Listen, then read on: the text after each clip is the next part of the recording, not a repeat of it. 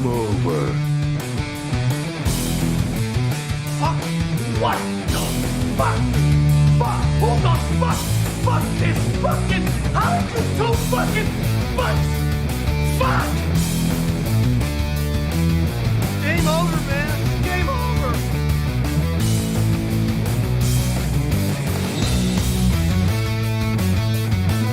Wait a minute. There's things here. There's trees. There's rocks. There's flames. There's swamps. Come on. We'll bless them all until we get versticken. Join me.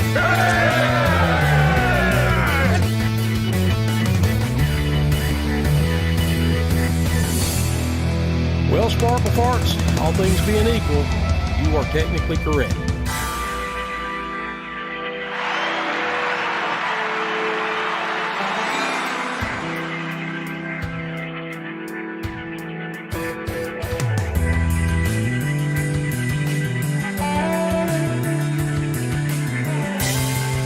He's gonna kill! He's gonna kill! He's gonna kill!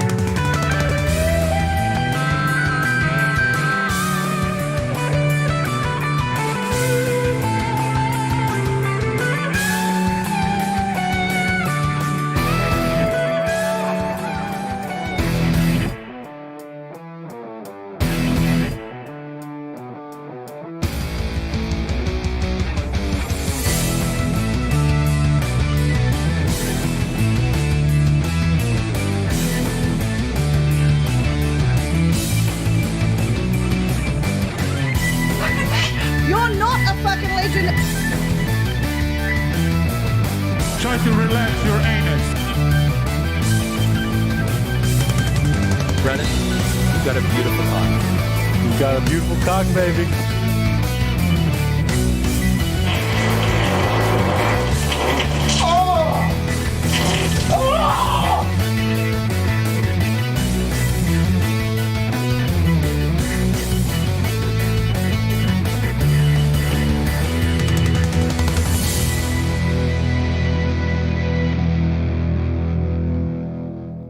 It's not my bag. That's not a bag. That's my fucking coochie lips hanging out.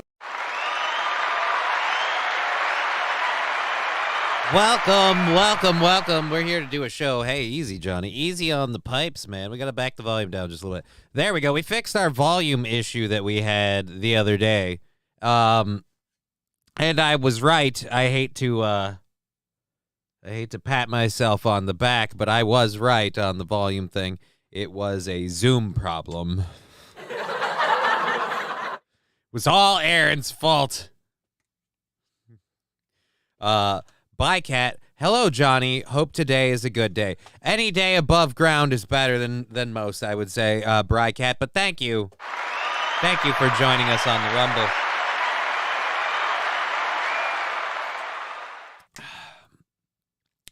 Sandy Squatch, that's not my bag. That's my coochie lips hanging out. Yeah, dude. That is gonna be. I think that's gonna be on my tombstone.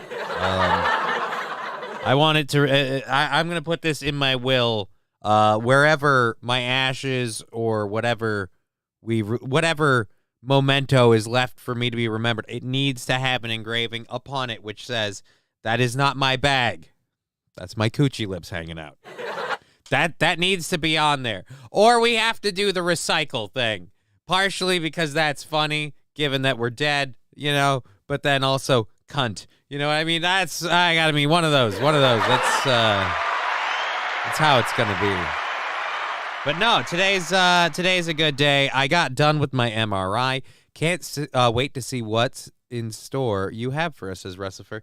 Yeah, I do have a bunch of stuff. It's going to be fun. We're going to have a great time. We've got 3.5 hours of content to throw at you lovely folks, and we've got more than enough for that. And we have 5 Hype Train videos. I don't mean to brag, but I'm fucking killing it today, especially considering I had to spend all morning going to a hospital appointment to get an MRI, and it's very nice when the doctors can confirm your suspicions. What I mean is, I go in and people are like, "Wow, you don't look like you're walking well." I'm like, "Thanks, I love the vote of confidence." And then they give me the MRI. I'm sitting in there, and I'm like, "I swear to Christ, This thing feels, I feel like I'm in a goddamn, I feel like I'm in an oven. Okay? Would like to point out once again, no religious affiliations. Not that that's important, but I just, again, feel like I'm in an oven. It's a little weird. I get out of the MRI tube. I'm sitting up. I'm sweating and stuff. And I'm like, I'm sorry. It got really warm in there. And the lady goes, hey, man, you're not the only one that says that. And I'm like, oh, great. She's like, it's the coils. And I was like, the coils? I had no idea what you're talking about. She's like, the way the coils are arranged on this machine, it can almost make the bottom of it feel like it's heated or you're on a heating pad. And I'm like, all right, great. Glad we left the guy that responds poorly to heat on a heating pad for over an hour.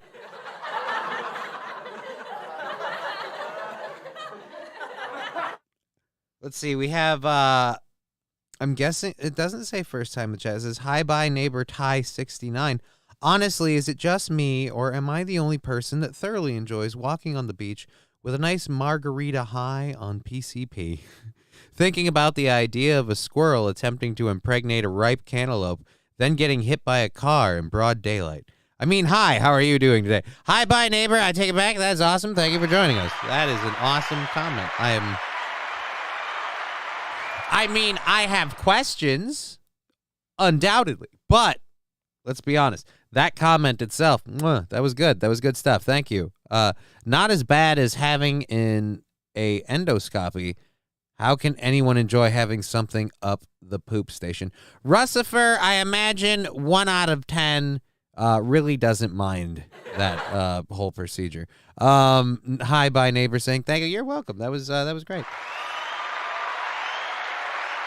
I myself would not enjoy anything up my poop chute, as you might call it or imply. But I can't speak for others. I can't speak for Sally Struthers. I have no idea if someone else likes it in the boot. It's not my problem. But I did not have fun, needless to say. I got all that done. I got home. I prepped a show. I got the show ready. We got our stories loaded up on time. I got a thumbnail made. I got extra content. By God, I don't know what else I could have done. I got the banners and stuff. I called the banners. No, I put the screen up. I got the backgrounds put back, so we have our backgrounds once again. So that's beautiful. I mean, literally, the only thing I didn't do is I got that growing list of sound drops that I have to do, and then I got to make some emotes with one now moving strictly to the top, just because I keep thinking about the Deadpool emote. I got to get a Deadpool emote now, and how I have not had one on this channel boggles the mind. But that now needs to be a thing. I have to get preferably an animated one. We'll see if we can buy one or something. I am not above that at all. But yeah, so it's going to be a fun show. We've got a lot for you.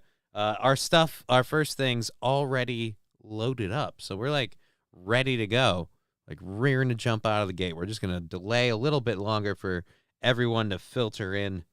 I rented a car to go to my appointment. I hate fucking the new safety technology they have in cars.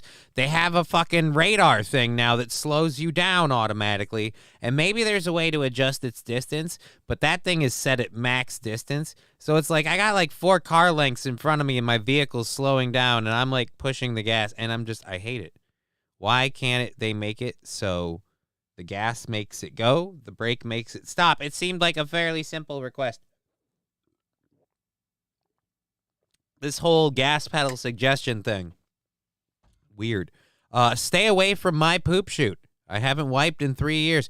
Yeah, I imagine that is a slog for anyone. And it's got to be rough for you. I think there might be a health consequence there, and you should definitely have yourself checked. Oh, I mean, I know he's gotta be joking, but Jesus. They believe you're on your phone instead of driving, so they make the car think for you. That's awesome.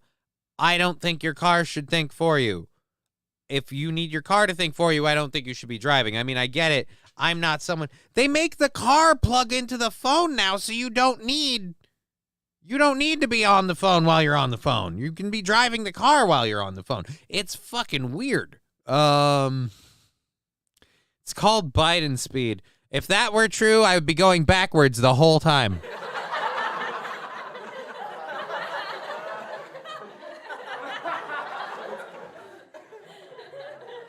I got to hear about everyone's hot takes.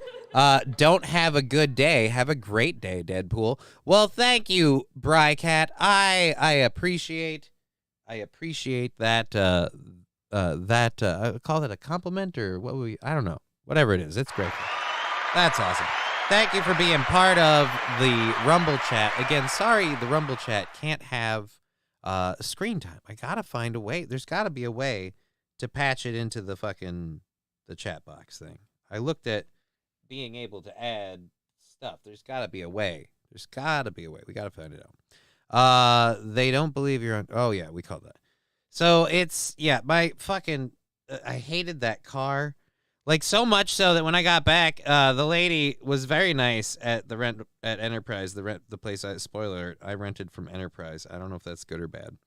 But yeah, she's like, how was the car and everything? I was like, well, everything was great. I hate that car. And she goes, oh, I'm sorry. What was wrong with the car? And I'm like, no. It's not you guys. It's not the car. Like it's that all the features, I don't like that car. I would never want that car again. And she's like, oh, okay. And I was like, no, everything else was great. You guys are awesome. I was very grateful from all the service I've had with you guys. It's just I hated that fucking car. And after driving my what I now call a minivan, trans SUV. That's what it is. It's a minivan that identifies as an SUV and had a few surgeries to look like an SUV. But at the heart, it's a 3-row. It's a fucking mom van. It's a fucking kid cart. But I mean, it's got a little bit of balls to it too. So I mean, it's got it's gotten some testosterone boost. I'm actually loving the trans SUV analogy more and more now that I think about it. The trans SUV. It's a toaster with wheels, says Toastmaster. People do call it the toaster. I will admit, people refer to it as the toaster. It's like not mine specifically, like the vehicle in itself. And I'm fine with that. I am 100% fine with that. Alrighty. I just realized I'm wearing the same shirt as yesterday. Holy shit. How busy was your day? Well, didn't notice until now. Just thought it was good. Alrighty. Okay. There we go. We got all that up. We got the stuff up. The chat's filling out. Transsexual SUV. Like, I mean, no, but I feel like it's a trans SUV. It used to be a minivan. It's gotten a few modifications, under the hood and such, that it's not quite minivan, but it's minivan adjacent, and it's not quite SUV, but it pretends to be an SUV.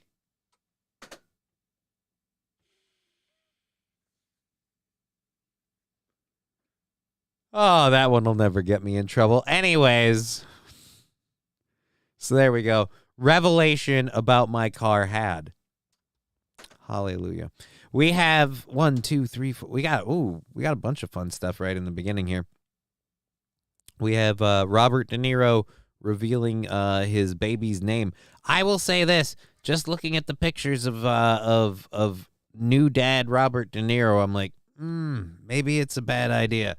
I don't know, homie. I'm thinking, how about no? This is a bad time for you to start being a dad. Like, no offense, as someone who recently started being a dad himself, I don't think, like, I get it. You've got more experience, like way more experience than me, but, no, dude, it doesn't look good. Anyways, we have our first story, coming out of Kansas. Ironically, Kansas, in a weird way. I guess that's irony. All right, so out of Kansas, we have a Bud Light driver, or a driver wearing a Bud Light costume, arrested for driving under the influence.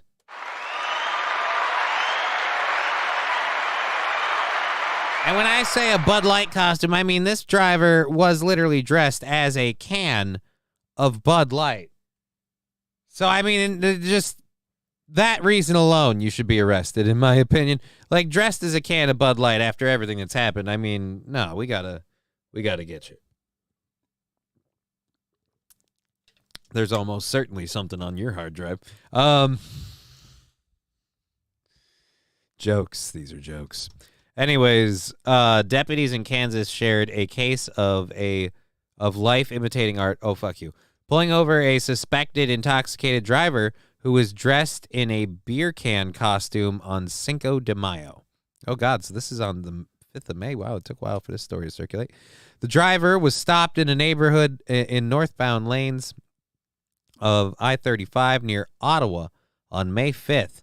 After other motorists notified deputies that he was showing signs of possibly driving under the influence of alcohol.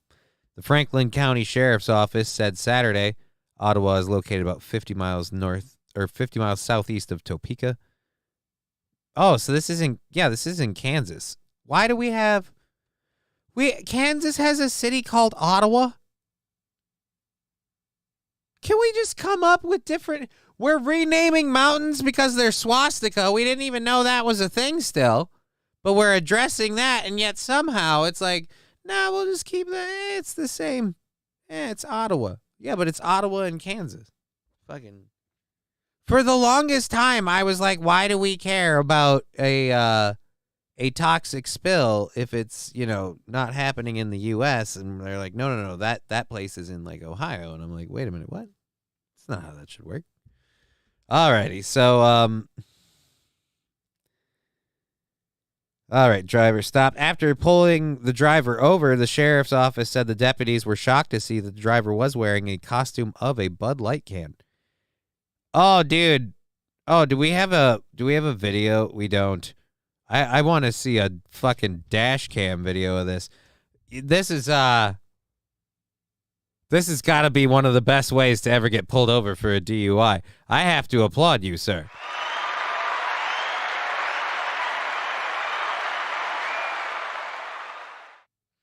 That is beautiful. Do you have any regrets about your traffic stop? Not really. I was dressed as a Bud Light can. I mean, it's kind of a moment that shall live in infamy. I feel like, oh, and hey, what's up, lady? Close that ad. That isn't distracting at all. They pay attention to you too much, man. They're aware. Alrighty. Deputies were surprised to find the suspected intoxicated driver dressed as a can of Bud Light. Yeah, especially given the Dylan Mulvaney stuff. I mean, at this point, now more than ever, that's a bold choice. It's a costume of a full beer, not an empty beer, so the beer is just part of the costume. You know what? Toastmaster nailed it.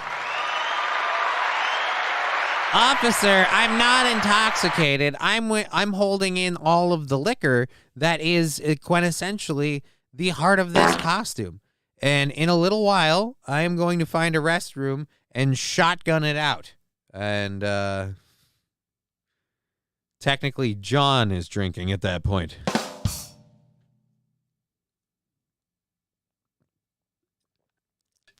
Alrighty. I have to stop chugging the water. Alrighty, the driver, who was not publicly identified, eventually arrested for driving under the influence. Oh, we got to be on this screen. I don't know what that would do over there. You're wrong way. That's what she said. Alrighty. The suspect eventually posted bond and was released from custody. In a separate case, which made headlines earlier this month, the alleged drunk driver, Jamie Komorski, who police say killed a bride and seriously injured a groom on their wedding night, once wore a Bud Light costume on Halloween. That has nothing to do with this. I mean, I know you say in a separate case, which made headlines earlier this month, but she wasn't wearing that costume on that night. So who cares? One time she wore a costume. That's once again like one of these things like, hey, by the way, all these guys who are serial killers wore glasses. Just saying, look at the person next to you. Does he wear glasses? That might be a serial killer. Check your basement. That's all I'm saying. Oh, you don't have a basement. Well, do you ever worry for your safety?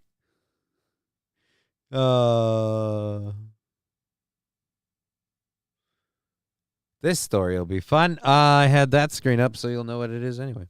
Let's go back. High as a kite on Bud Shite. I mean, intoxicated. Like, I hope at least like as low as you could go in a Bud Light costume, like Fireball. Be like, hey man, no, I got trashed off of Fireball whiskey, and it's like, all right, that's a horrible decision. You don't make good ones, gauging from the costume alone. But all right, we can understand that. That can slide. All right, we can let that go. But if it really was Bud Light, because then you had to drink a lot of it. Like, not even a little. You had to drink a lot of it, because it's not like you're going to get fucked up off of one Bud Light. You're going to need a lot of Bud Light. It's like I said, Bud Light slogan: easy to drink, easy to pee.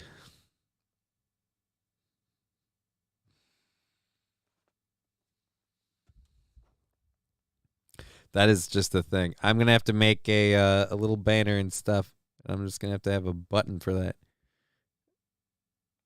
Brought to you by Bud Light. Easy to drink, easy to pee. Alrighty, so on to our next story that we have for you. This one is kind of funny, which makes that ironic.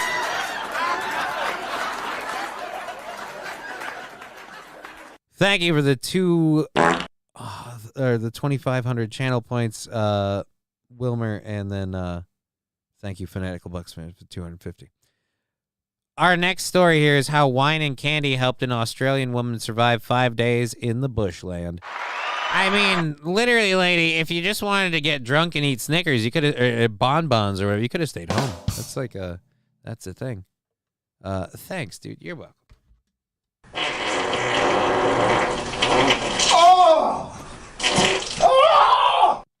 Thank you, Lab Glass, for the 125 bits. I had to swivel over here, and I ended up tipping that a lot more than I went, and boom, I got like doused my lip. I had to there's a whole bunch of moisture up here on the old, what do we call that? The old flavor saver. Oh. These are Whisker Biscuit crumbs. That's what these are. They wore off. Alrighty, so a woman who went missing in the Australian wilderness after making a wrong turn survived for 5 days on wine and candy, local authorities said.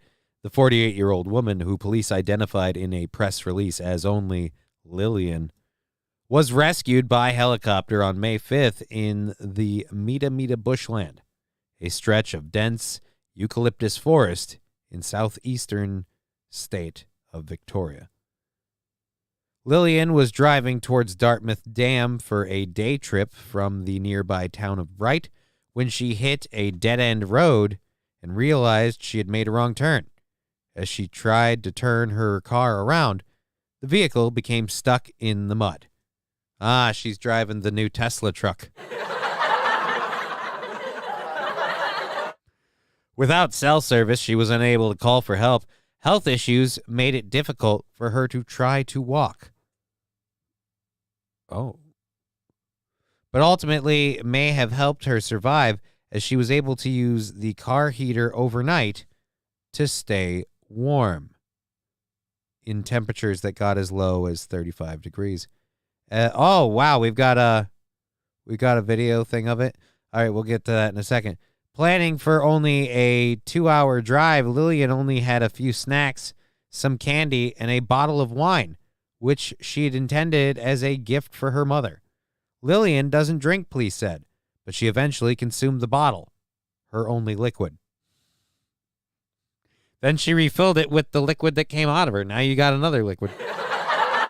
Lillian's family reported her missing on April 30th after she'd failed to make a daily check-in call. Local media outlet News 7 said that in bad weather, limited local authorities' ability to search by air. The area is so vast, if you can imagine, we're talking about hundreds of kilometers that Lillian might be in, police spokesperson Chris Parr told News 7 on the 4th day of searching. We don't have a starting point at the moment. Lillian's Well, Sparkle Farts, all things being equal, you are technically correct. Thank you, Northern Finlander, for the 100 bits.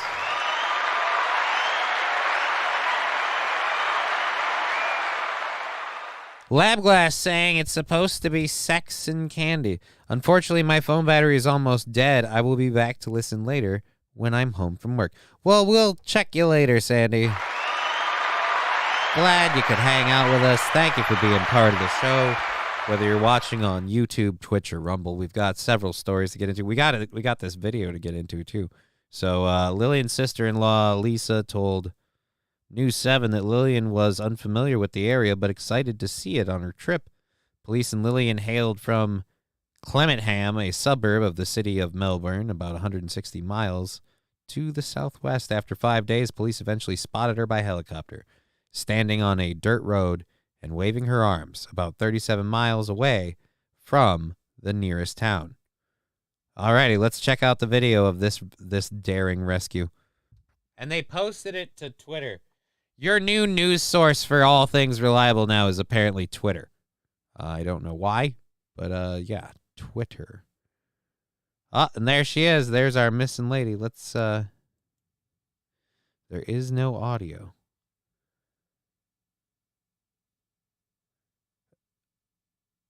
There she is in a car.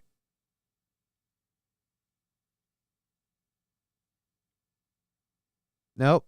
Oh, that's a police car coming up to her. Why is she...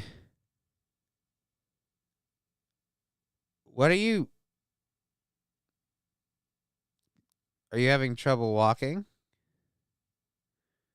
This is weird. Okay, yeah, you are having trouble walking. All right. You look like a little bit of a... You look like eating that candy could have been a rough call for you. Oh, don't worry. We got her, mate. Nah, we're gonna oil check her in the car now. You go ahead and head on. Thank you, Flim Flam, for the 10 bits. Very much appreciate that. Cheering for the channel. Thank you for cheering for the channel. Appreciate all that. Alrighty, so they rescued her. She made it home safe, apparently. Again, the weird flopping over thing just kind of threw me for a minute there. Okay, so Lillian's family reported her missing on April 30th. We got through all of that. Lillian was treated for dehydration in a nearby hospital, but otherwise appears to be healthy. Yeah, she appears to be good, except she walks like I do. I mean, damn. Get a cane or something, man. You need something to lean on. Lean on me. I think officers asked her to keep distance due to her smelling like raw piss. Oh.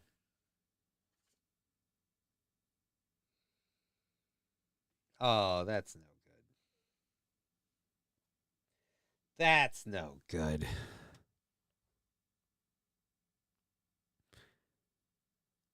So, this next video.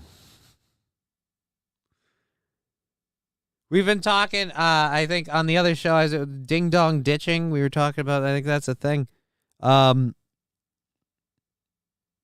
it comes to ding-dong ditches, sometimes now with the Ring doorbell, you might be glad that the person who rang your doorbell left before you showed up.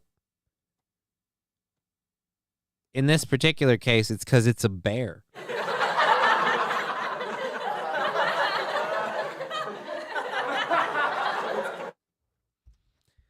Oh, and it looks like this is a West Virginia man's home. The security camera recorded the moment a bear wandered onto his porch at night and rang his doorbell. Dustin Smith of Fairmont posted a video to Facebook. Of course he did. showing the bear wandering up to his front door just after 11 p.m. and investigating his Ring doorbell camera. The bear manages to ring the bell before running off into the distance. Oh, right. We were the last night we were the victim of a good old-fashioned ding-dong ditch, but this time it wasn't being performed by a teenager, Smith wrote. All right, let's pause this because we can't. All right, we'll go over this way. Thank you for the cheeseburgers in the chat there, Fat Conan. Good to see you on the show. Oh, there he is. He's in the background.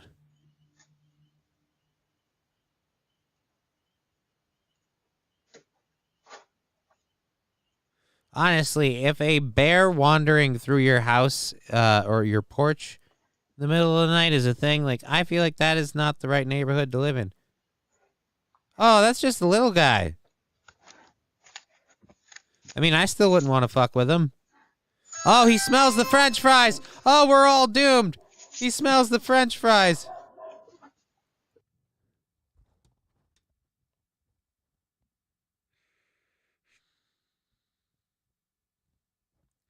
Thank you very much. That was Toastmaster. Thank you for that unintended bit. That was very enjoyable. I had a lot of fun with that.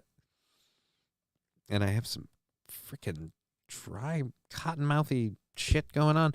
Johnny, you don't want her to lean on you. Oh, that lady? Yeah, I definitely don't want that lady to lean on you. Ninja knocking.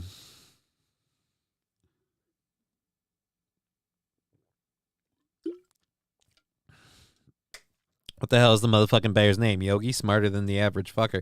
I mean, like Smokey says, only you can prevent Ding Dong Ditch.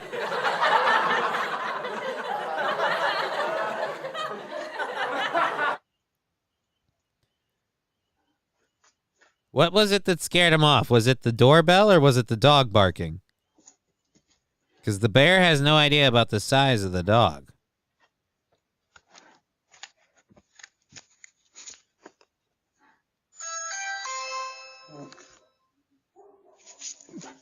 Oh, it's the dog barking.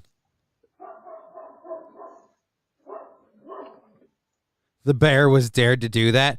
Dude, go ring on their door. What are you... The raccoon.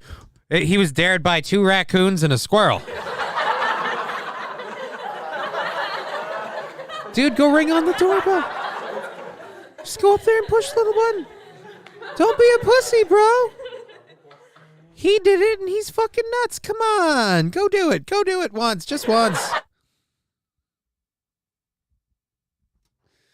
Oh no, somebody went there.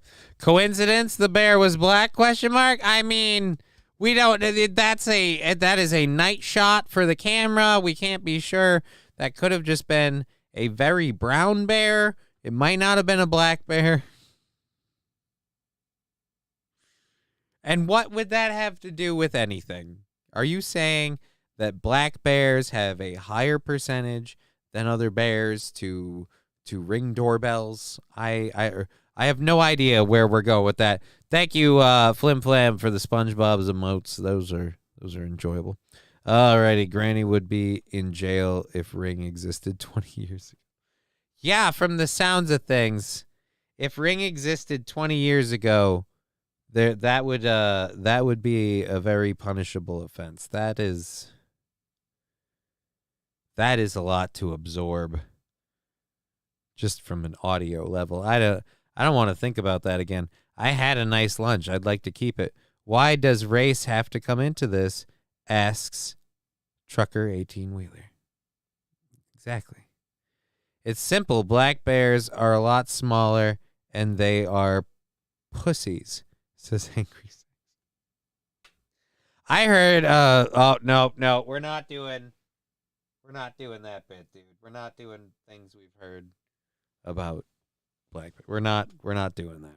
We're not talking about how they rumored to have larger penis. Hey. All right. 13%. Oh, fuck. Zen Rhino already picked up on it. 13% of bears commit 55% of the bear violence.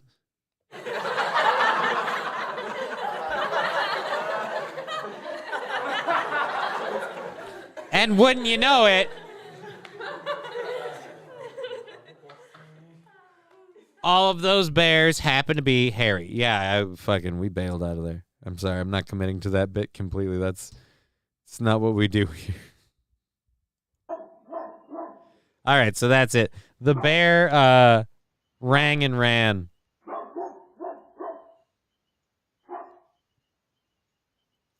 It'd be funny if, like, a person came out at the end of that and just started screaming, fucking kids, and then later goes and watches the video and finds out, oh, no, if I'd answered that earlier, I'd be dead. Shit. It was a bear. There's a bear down there. All right.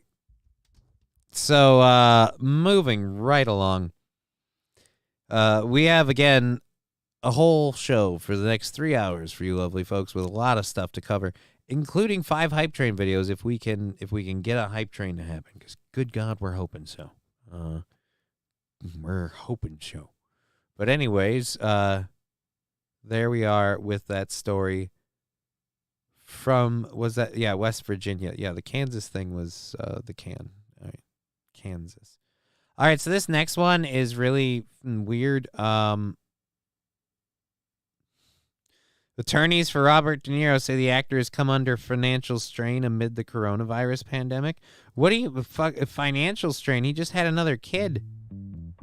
He shouldn't be. You're making the most. Yeah, shut up.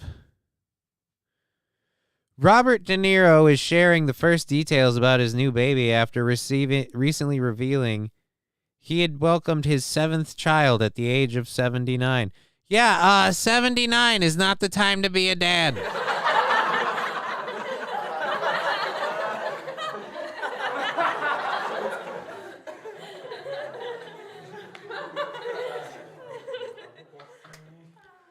Russifer, step away from Pissy Bear. Oh, no. What happened with Pissy Bear? What did Pissy Bear do? I feel like the name would have given that away. Alrighty. That's creepy. I just saw a title and a headline that... How old is this story? I feel like if this is newer than I think it is... Nah, it's May 9th. Shit.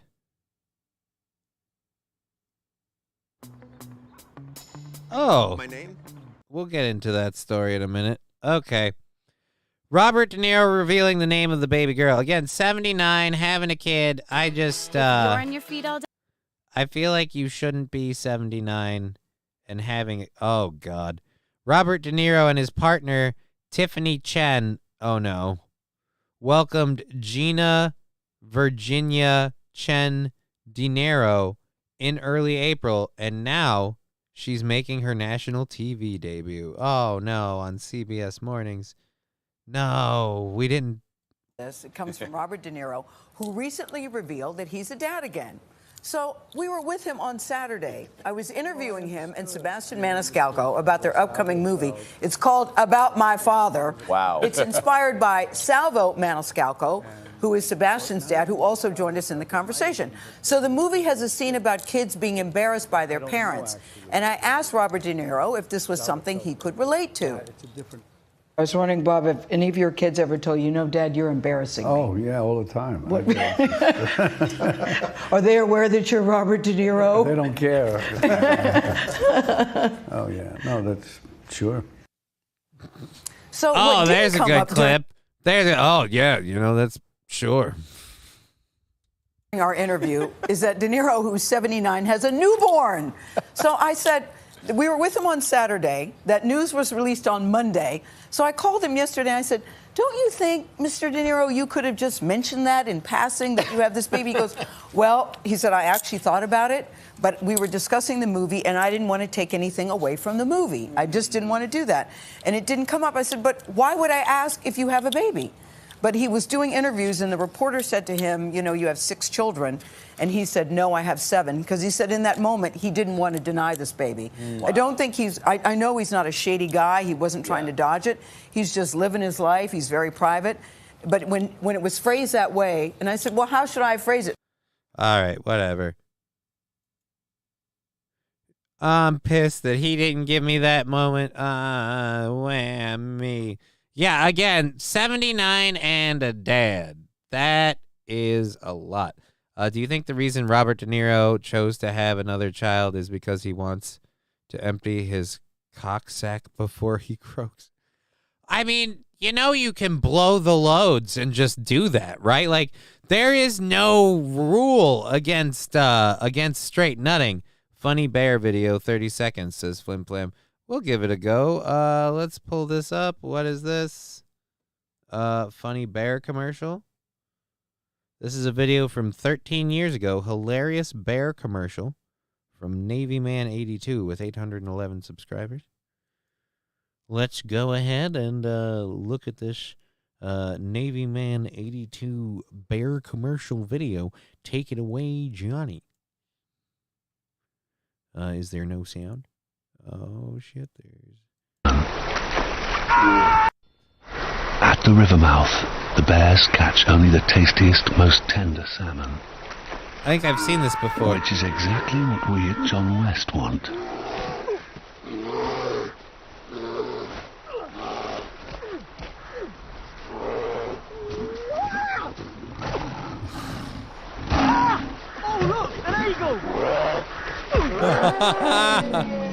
John West endured the worst to bring you the best. Oh, look, an eagle. Wham! Oh, man. Everyone, Puppet, putting up a poll saying everyone has seen it before. Well, you know what? I don't give a shit. It was fucking funny. We've all seen it before. Who cares? Who cares? All right, so, new Bud Light commercial. Dude, if that was their new Bud Light commercial, you'd almost have to respect. At least they're doing something. They're doing something right at Bud Light. All right, I saw this headline. I gotta fucking go back up. Is it up there? Did it go away when we reloaded the page? Oh, it went away when we reloaded the page. Oh, no. There was a story about a teacher that got creepy, and I want to talk about it, but it's gone. And it's gone.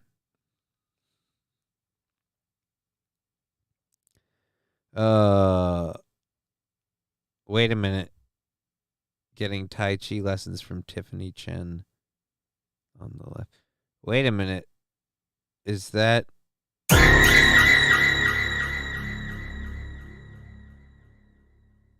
Who's... Lab Glass? Your dick?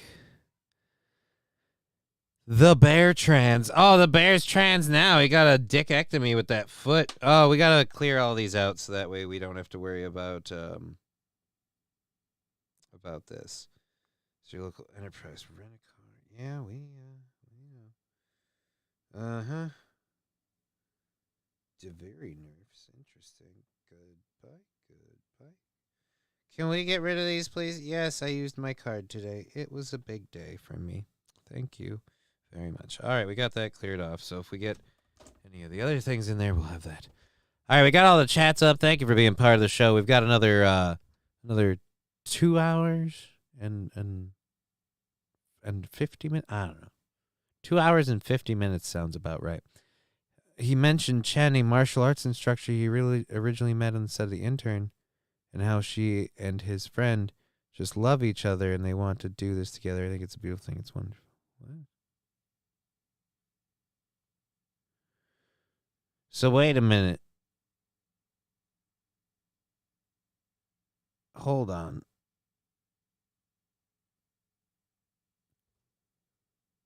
De Niro's longtime film co-star analyzed this. I was with him 2 weeks before the baby was born. You know, it's amazing. All right, yeah, I didn't want to talk about that part. So Chen is the lady, is the Tiffany Chen. All right, so yeah. So that's Tiffany Chen right there on set with him, teaching him Tai Chi. Okay. Okay. That seems so bad. Just checking the sphincter elasticity. Well, I mean, aren't you checking the bladder capacity really? The bowel capacity? How much shit is he holding in? Let's find out. Is she 79? Tiffany Chen? I wouldn't say 79. I could be wrong. Let's Google this shit.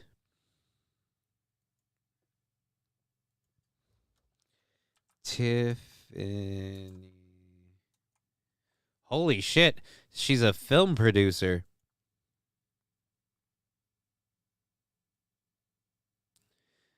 All about Tiffany Chen. That's an interesting mix of pictures there. She is 64 years old. From the Guangdong province in China. That's right. Guangdong. Home of Tiffany Chen. Let's go with more images. This looks like a weird smattering of photos. Holy Jesus, this is an up and down. Like, this is her Wikipedia photo. What's that all about there? And then we have her IMDb photo. That's a nice looking lady. And then we have, what the is this? What is this? I like how they cut it to make this look like it's the same photograph, but it's not. And I don't know who she's with in this one, but it obviously isn't him because we had to put him in there. What the hell is going on here? That looks like a lady you don't want to spend time with. All right, and there we have Mrs. Chen with the baby bump. Oh, Mrs. Chen with the baby bump. Oof. God, that's gotta be a rough one. I would not want to be a dad at his age. Old Chen looks like Biden.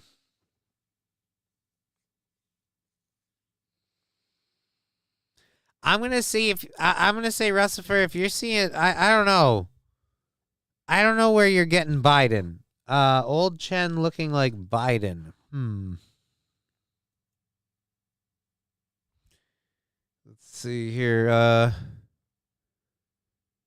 I don't see Biden in that one. I don't know. I'm not seeing Biden. I will say old Chen doesn't look that hot, but then again, that's a again, what was it, like 59-year-old lady?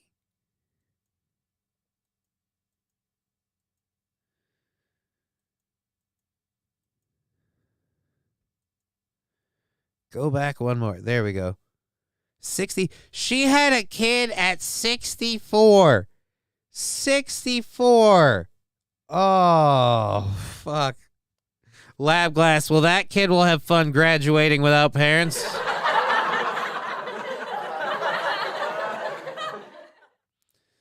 Holy Jesus. Northern Finlander. A lot of things here. Oh. I'm sorry. I had lunch earlier. A lot of things here don't add up to me, especially the ages. Yeah, I'm going to say 79 and 64. Well, so the age difference there makes a fair amount of sense, but still, that's you got to feel like that baby just gets powdered milk from them titties, right? Like that's all you get out of there is powdered milk.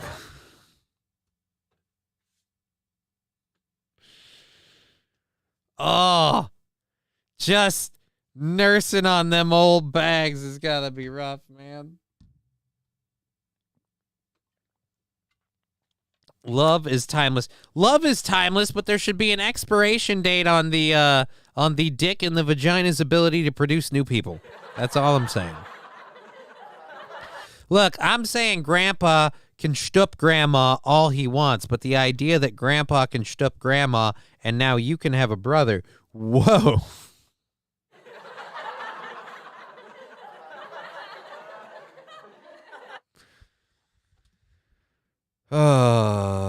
So how are your parents? They're both dead, says Russell.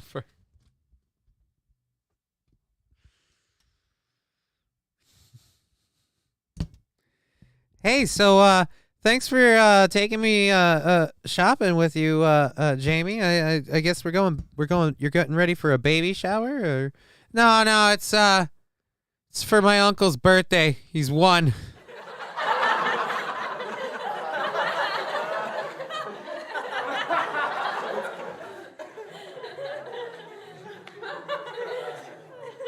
You got to imagine, as a 79-year-old man, that he has grandkids who are now going to be older than their, what was the baby? Was the baby a boy or a girl? A girl? Girl? Girlfriend gave birth to a 7th child. 17.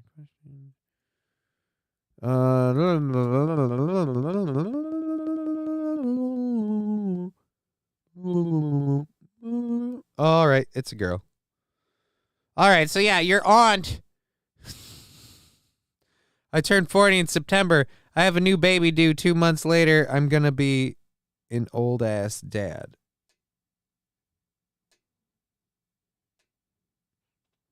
As a dad at the age of 40, it's not that bad. You'll be all right. It'll be fine.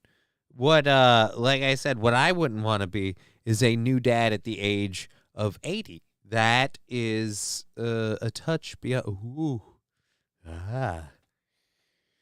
Again, I gotta feel like too, the 64-year-old woman carrying that one to term. That is an impressive accomplishment. I thought that like those things would fall like plumb out at that point. Like, you know, Johnny, yes. How can she even get pregnant? I mean, that's my question. My parents were 42 and 39. That was considered old. That isn't bad, fanatical. You'll be 58 at graduation. Yeah, it'll be manageable. You know, it's not horrible.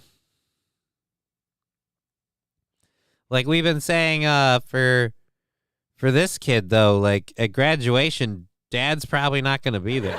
I mean, that's the worst part.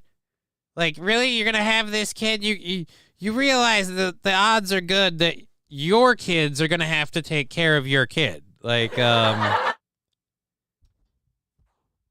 actually, I timed it perfect. Retire the year after that. Well, there you go. There you go. My 8 and 14-year-olds are gonna be chopped liver. Okay. My little girl goes up to old man at nursery. Hey, is that your great grandpappy? Oh.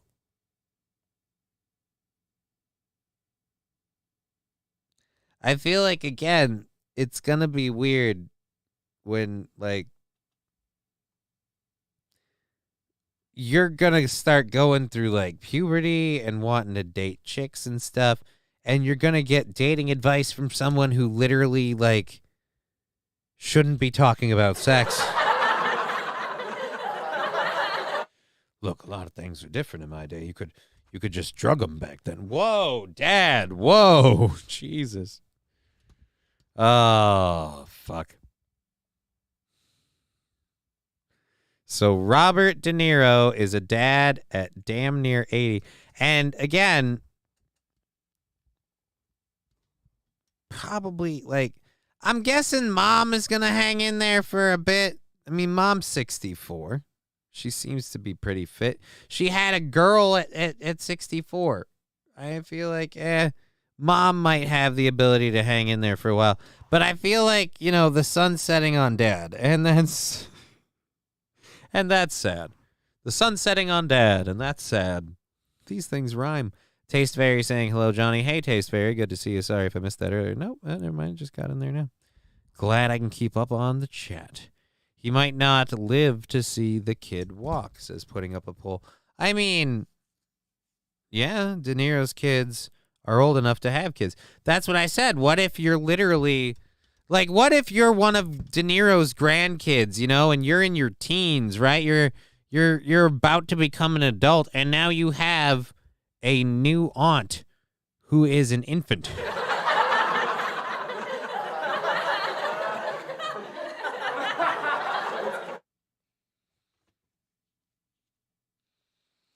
Hey, Gina, say hello to your nephew, Jason. Oh. And his wife, your niece-in-law. Oh, did you get some spittle? Oh. I meant his kids could have kids. His daughter is 51. Yeah, Lab Glass. And then it gets even worse. Then it gets even worse. I mean, again, think about it. His daughter's 51. How about that? You're 51 and you've got a brand new sister.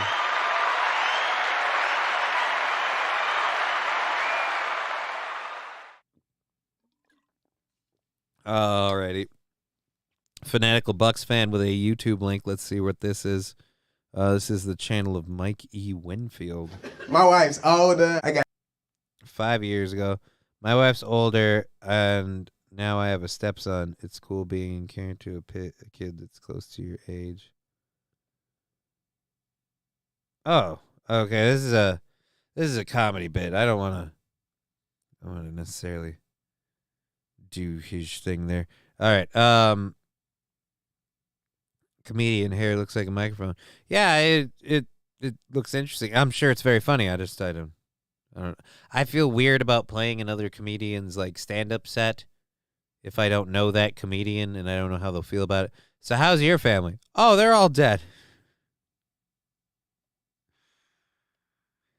I am like, imagine you're taking that chick out, right? Like, imagine you're taking that lady out on a date, or to prom, and you show up.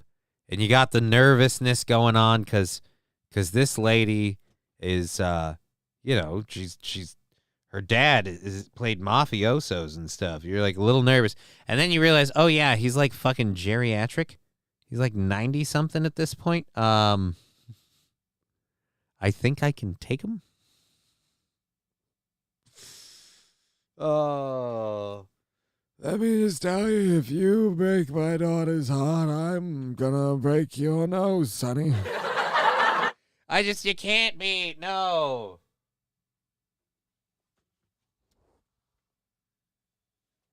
How about AGT? That is where I heard of him. America's Got Talent?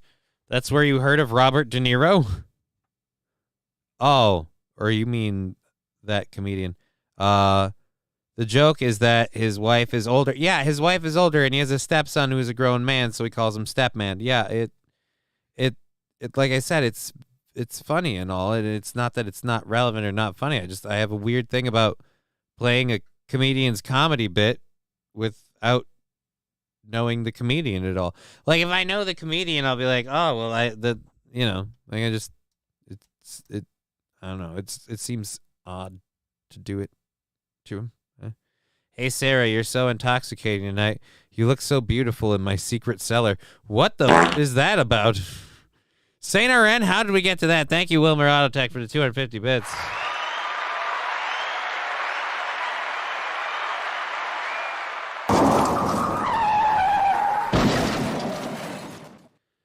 So glad to have the audio back where it's supposed to be. Because then I can know, I know I can, like, control things. I can boost the audio if I have to, if things are quiet. Like, we have options. But before, when it was pinged, and you just couldn't. Ooh.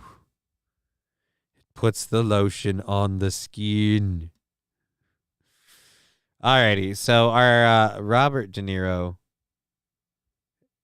being a dad is pretty big. We are moving along. We've already got 1 hour down. We've got 2.5 hours of content left for you lovely folks. We're going to keep trucking along till 5:30. If you're enjoying the show, give it the old like, thumbs up, Tell your friends, grow the show, subscribe, all that happy horse shit. And, if you want to donate, there's the bits, the subs, the stickers, and we'll go ahead and link the PayPal and the Venmo in the chats for everyone. Control-C. And, again, that's not what we want to have happen. There's that one there. Hey, Mom, I graduated. Who are you?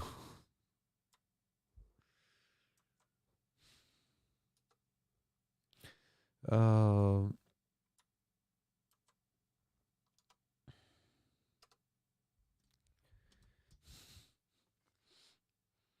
All right, Gina, you got your period. You're a woman now. I'm in menopause, so I just stopped having mine. If you think about it, it's like I just gave it to you.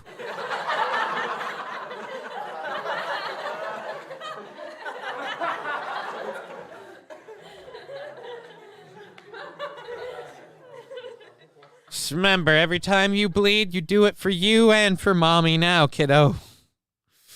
Alrighty, so there's the Venmo and the PayPal if you want to support the show. We have 5 Hype Train videos if we end up doing a Hype Train. Robert Downey Jr. shouldn't be a dad. This and more on the Game Over podcast.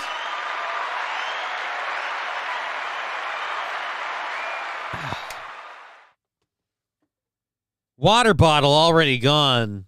2.5 hours left to go. We'll see if we make it. It's going to be rough. Alrighty. This next story, I don't know if I talked about this before. I could have swore I talked about this before. Midland University football player. But the story is dated, published May 11th. So,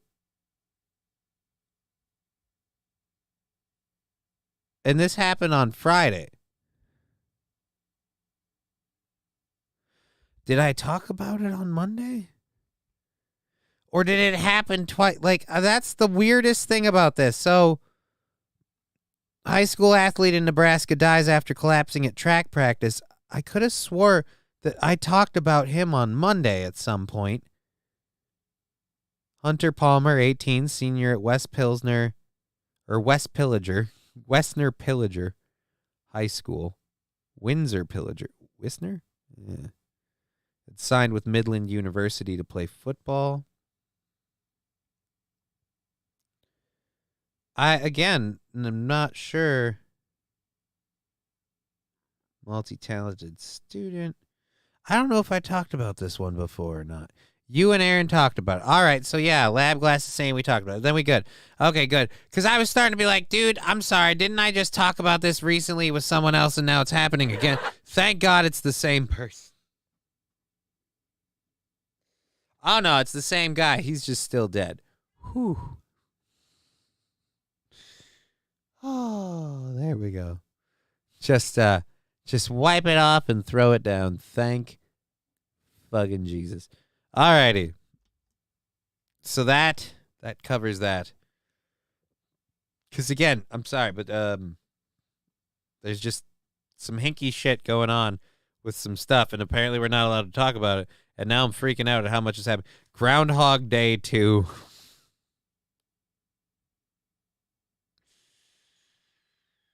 It's just Bill Murray waking up eventually going, the kills people. Alrighty. We've got a police officer pulling over a suspected drunk driver. And at this traffic stop in South Carolina, the man gave this lady more than she thought she would be getting at their old regular traffic stop.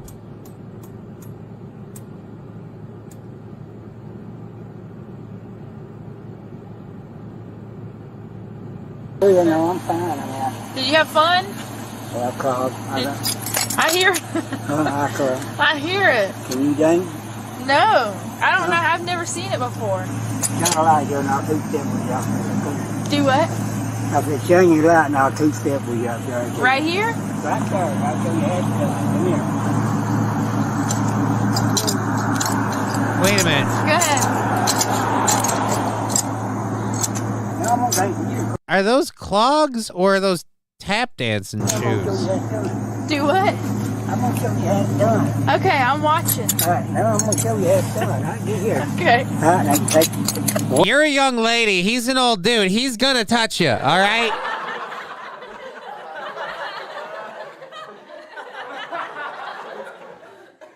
He's gonna hold your hand, and if he can get it in, he'll squeak an ass grab by. If Grandpa thinks he can fly it, don't get me wrong. Grandpa will get handsy. One backward and two front. Two frontwards. One back. Can you do some dance with that? That's awesome. Do what? Yeah. Careful. I like playing. Do you like singing too? I like to sing off the top, you know, bass music. Yeah. Oh Jesus! I feel like she's playing it off nice, but do you gotta kind of be like, oh fuck, it's an old dude.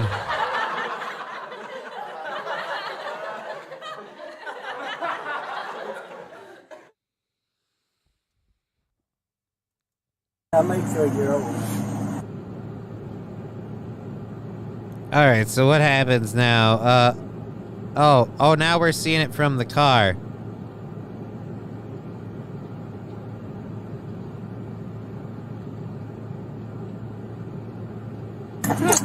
All right, well, you're good.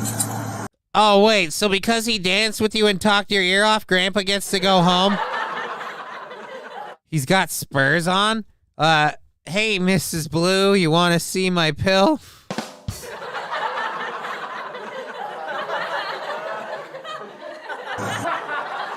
Oh, no. That is, again, that is kind of fucked up. I feel like you should not be letting that guy go. That person should not be driving at all. We can't have that. Let alone if he's drunk. I get it. You don't want to. All I heard was a horse galloping. I mean, it did kind of sound that way. Apparently, apparently those were clogs. Again, they sounded a lot like tap dancing shoes, but I guess what do I know? I don't know. I don't wear clogs. I am not a clogs guy in the slightest.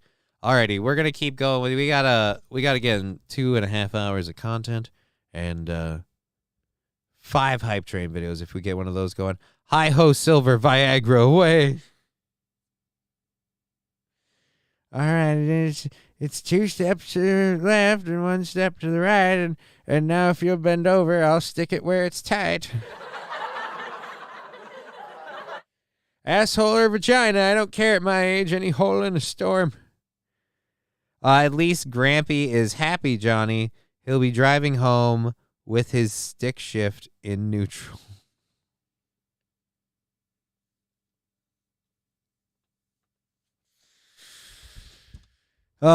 He's gonna go rub out some chalk to that lady. I feel like at that age, all it is just like a dust sprayer at that point, right? Like it's just like a mushroom or whatever when you see it just poof, when it's just a stream of. It's all it is. It's just a stream of chalk dust. Just. Let's do the old warp again. Nice callback to yesterday. His trusty right hand. Tonto. Oh, no. No. Saint RN, don't do that to me. Okay, so there we go. We have, that is our first hour stories completed.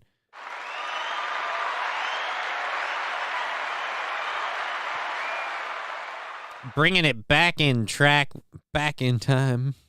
I'm going back in time. Alrighty, so I'm going to pull the audio down for a second here. So don't, although we were begging for support, don't throw any bits or subs at us anytime soon while we do this. We have several stories to get into for this. Anheuser-Busch has even more trouble. We had the Bud Light story in the first hour, and we have this story coming in the second hour for Bud Light. Apparently, things continue to go poorly for Bud Light. All right, and then we have a story about a rabbit that is rabid, and then a story about the Texas student who was shot through the wall of his apartment. All right, hold on. What is this? No. There we go. All righty. Don't know why I can't focus right now. Who dare fire Silver Seaman? Rebecca stands up, wiping her chin. I know the man.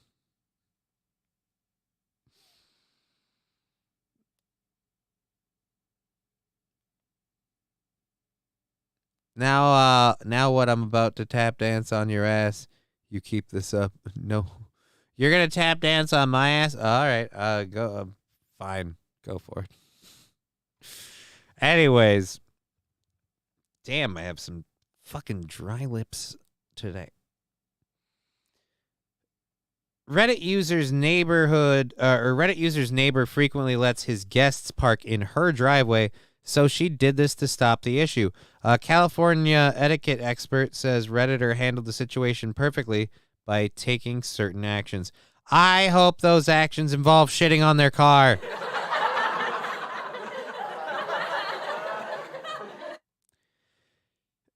Hey, laser lips, your mama was a snowblower. Thank you for the 1,000 channel points, Mediddy. Yes, she was a snowblower. She's also my stand-in driver today, but I didn't need her. I was able to drive myself. I was very happy about that. Was able to drive myself. Reddit user who sought the advice after repeatedly asking her neighbor to stop allowing his guests to park their cars in her driveway.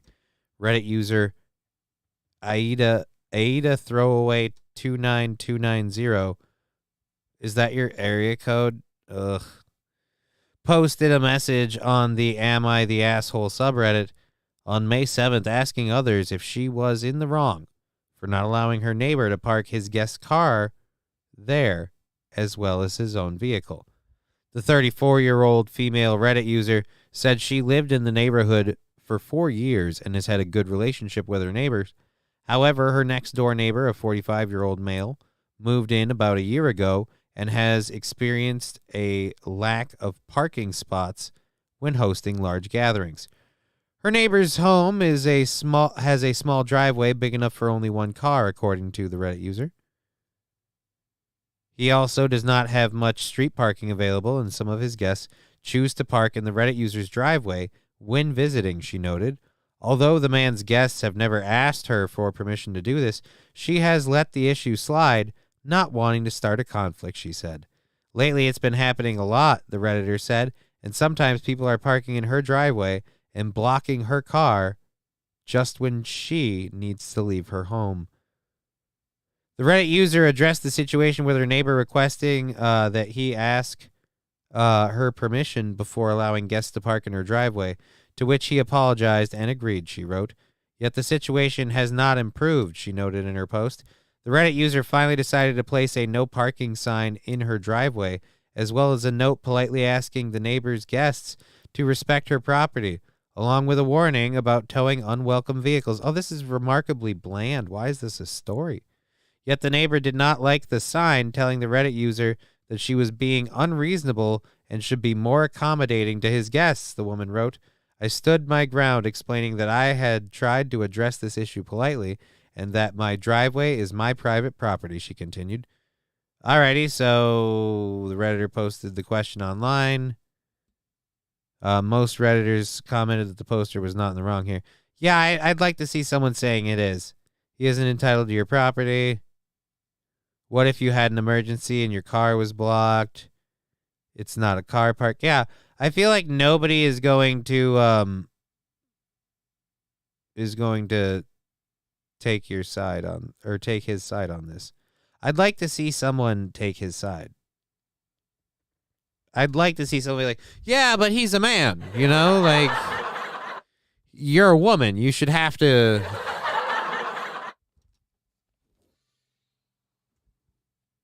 I mean, that's a shoddy argument, but there's got to be one, right? Like, there's got to be one. Is it me, or does Johnny Doll emote on this top screen look like he's farting a bubblegum fart?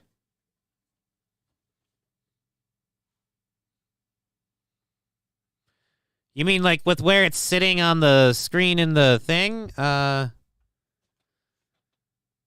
No? It looks more like he's sitting on a bullseye or something. But thank you, Laughing Lions, for the 250 channel points.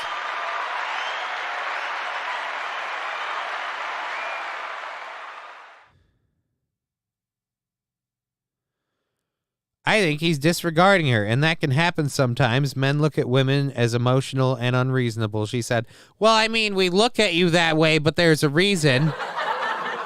Mostly because you're emotional and unreasonable. Yeah, if I, dude, yeah, I'd be super pissed about that shit. And the whole, like, oh, I'm sorry. Yeah, it kept happening, so I had to put a sign up in my yard. Like, oh, you're being unreasonable. Really? I'm being unreasonable? I mean, the whole letting you do that at all, I feel like, is reasonable. What the heck was I about to do? I'm looking over here for a button for some stupid reason, and now I can't figure out why. I am fucking falling apart all of a sudden. I'm a little worried. We didn't even turn on our Deadpool light. There we go. That was part of the problem. Now we got the Deadpool light on.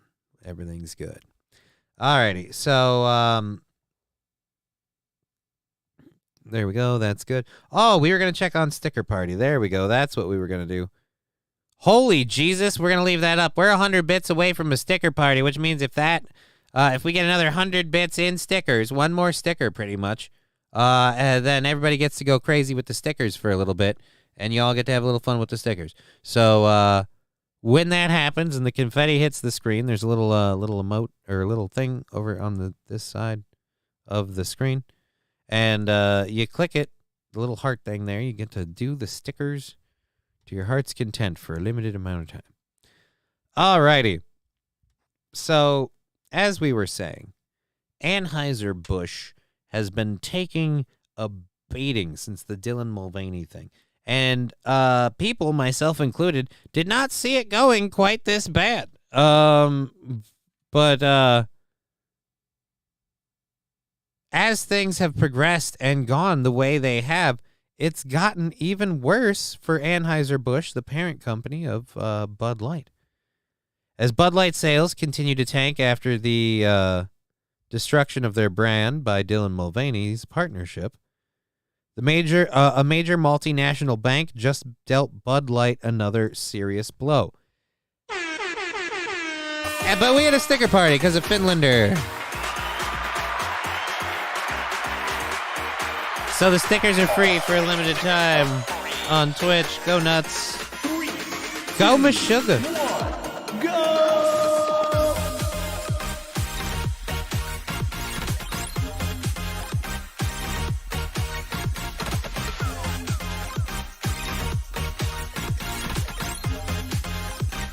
That's a sticker party. We'll celebrate. Have fun. Go nuts with all the stickers. Coat the screen. Bukkake the screen, as we say.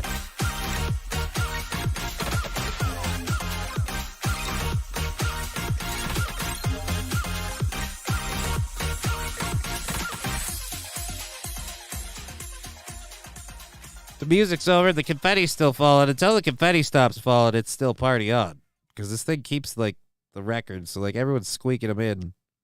But it's going to cut off soon at some point. So now it's just a matter of playing all of them out. Confetti's still falling. So that means we're still going. We're still going. This becomes the new thing now. Now it's just exciting to see how long does this go after the music runs out. Oh, the confetti stopped falling. We're out. It's over. It's all over now. Why do I feel like that's Conan O'Brien's head above me? That makes absolutely no sense. Alrighty. Back to the news and important shit, goddammit. This is an important show with important topics for important people. Or wait, no, it's a serious show with important topics for serious people.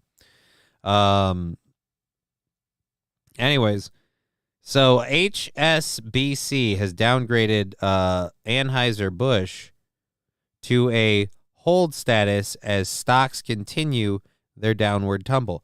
This means they don't think investors should buy or sell Anheuser-Busch stock while this crisis is continuing to broil. If Budweiser and Bud Light are iconic American ideas that have long brought consumers together, why did these marketers fail to invite new consumers without alienating the core base of the firm's largest brand? HSBC managing director asked. So yeah, their credit rating has gone down.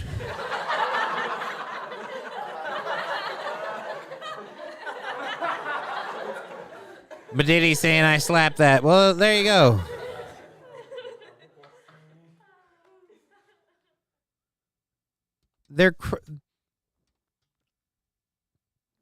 So they're not. They're like, hey, if you're already invested, you know, it's not like pull out, but it's definitely like don't put any more in. LeBoy's note was written as market data shows that beer drinkers are shunning Bud Light in increasing numbers. Nationwide, retail sales of the brand were down 23.4% versus a year ago in the week of April 29th, worse than the 21.4% decline it suffered a week earlier, according to Bump Williams Consulting.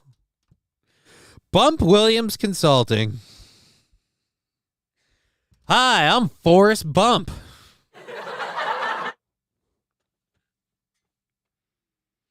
I mean, is it Bump Williams like so-and-so Bump and so-and-so Williams? Or is the owner of the place a guy named Bump Williams? How'd you get the name Bump? Well, I got this thing right between my legs. It's a bump. You mean your dick? No. No. It's a bump.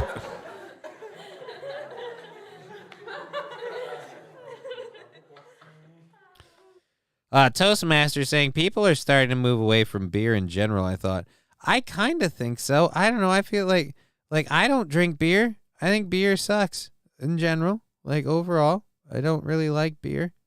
I feel like if you're drinking beer, you're drinking something to get drunk, but telling yourself that you're not going to get drunk because you can have a bunch of these and not be fun. Like you just don't. I don't know.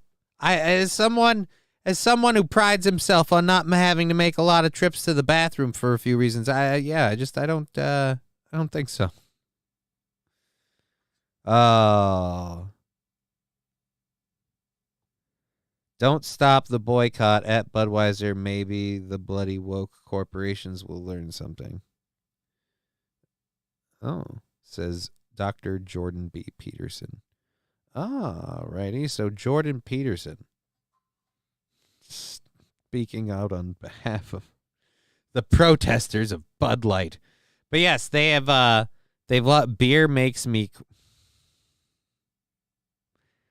What are you? What are you, Alex Stein? Beer doesn't even do clubs. Beer's stupid. Bolt's one quick checkout makes it easy for Close you, because I don't need that. My freaking leg is being a problem. Alrighty, so there we go. We've got that done. We've got a bunch of more. Good God, man. We got a bunch more stories for you to get you to all the way 5:30. We're gonna rock and roll till then. Yeah, we have the Venmo, the PayPal, and the bits, the subs, all of that for support and stuff. If you want to support the channel, we very much appreciate it. It's how we keep this little boat afloat. Anyhow, moving right along. Thank you for the little SpongeBob's in the chat. Our next story is Peleton recalling over 2 million bikes due to what they call seat issues.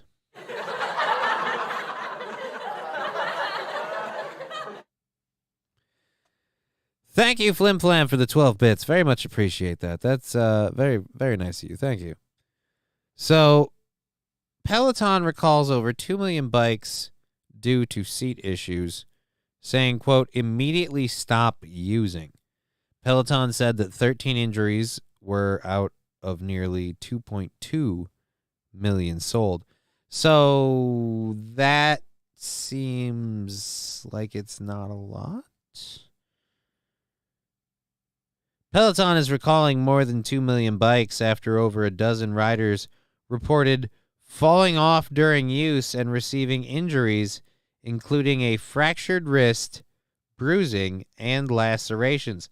The company said in a statement on its website that it is working in cooperation with the Consumer Product Safety Commission, CPSC, to announce the voluntary recall of the Peloton original bike with model number PL01 due to an issue with the seat post detaching. So wait a minute. What happens when you lose the seat? Is it just like like the seat post detaching? So like the whole thing comes off, right? Like you don't lose the seat and then now you got a bike up your ass.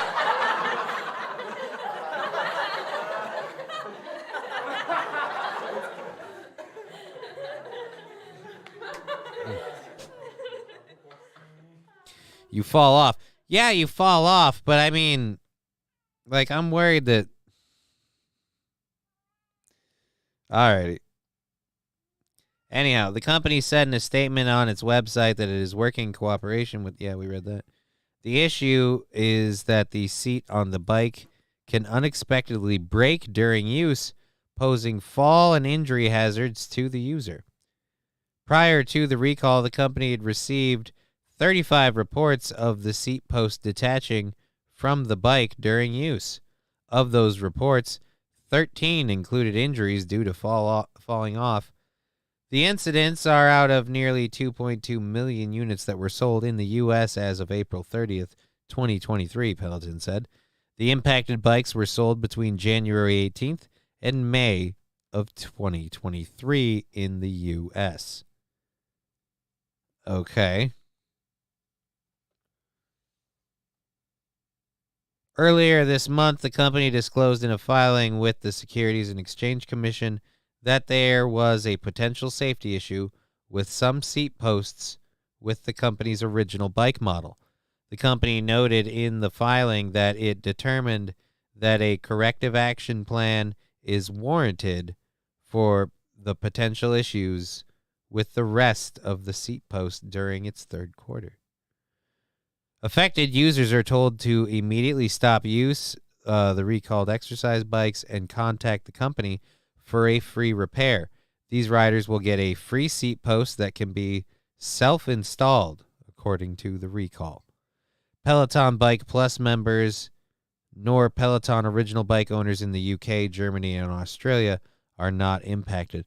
Also, apparently it's just us fat fucks in the US. Is it because we weigh more? Are we too fat? Imagine being so fat you crush your bike. Yeah, never mind. Fallen the Great was saying it. Peloton requires special shoes too. What a racket.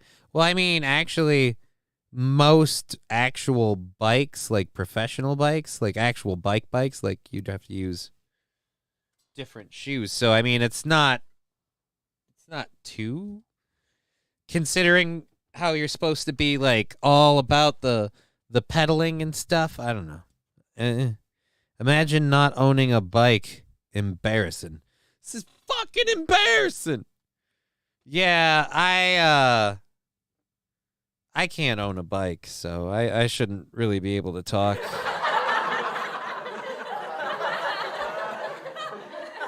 Perineumtron says Russifer. That's kind of what I was like. Like, do you break your seat and then take it in the gooch? Oof. I didn't realize how much I love riding my bike until it penetrated me. Fanatical Bucks fan saying I want a recumbent bike. I have to have a trike bike. I wouldn't mind a recumbent like trike bike thing, one of them little recumbent 3-wheeler deals. But right now I need legs that move for that to be a thing. I suppose I can get one where I do it with the hands. Fucking weird. Be fucking weird. What, I gotta steer with my... No, I can't steer with my feet. Alrighty. Earlier this month, the company noted the filing, determined the corrective measure. Yeah, we covered all that. Right. Following dozens of injuries. So yeah, we covered all of that. We're good. We're done there. Peleton story in the bag.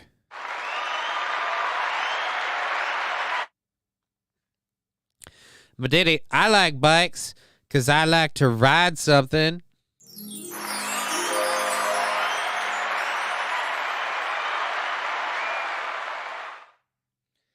All right. There we go. We have another 2 hours left in the show, so thank you for being part of the show with us today. We're going to keep trucking right along. If you're on Rumble, thank you for watching. We got the chat up if you want to throw anything up there. We'll see it. We'll read it. We'll talk about it. And there we go. Our next story, I'm going to admit... Oh, wait. Hold on. Could use an exercise bike help you, or would it waste the little mobility you have? Could using an exercise... I have an exercise bike, Toastmaster. An exercise bike is a quasi-decent form of exercise for me. The problem is my legs don't really move that well right now to use one. But if we can free them up just a little bit, we might be all right. And we're looking into that. That's one of the reasons we're talking with our doctor to see if maybe they can do something for that. But yeah, it's a little rough, and I don't know. I have one. I want to get a better one, that's for sure. But yeah, an exercise bike is one of those things where when I'm doing a little better, it's pretty useful. Right now, I can't really use it, but Anyways, thank you for the question, Toastmaster. Clip-on pedals are dangerous. That is true. Clip-on pedals are dangerous. You gotta be willing to say I'm staying upright unless something extreme happens. But then if something extreme happens, you gotta know, like you gotta quick ditch them shits or something, because you're in trouble. Anyways, our next video that we're playing for you here. I know people will say that I'm insensitive or whatever, but we love the way you are, Johnny. Thank you, Russifer. I'm just always I'm always trying to be less fat. Johnny, you're fat and crippled. Just get an e-bike. I don't want an e-bike. You're going down with the ship clipped in. I mean, that's a pretty reasonable assumption, Toastmaster.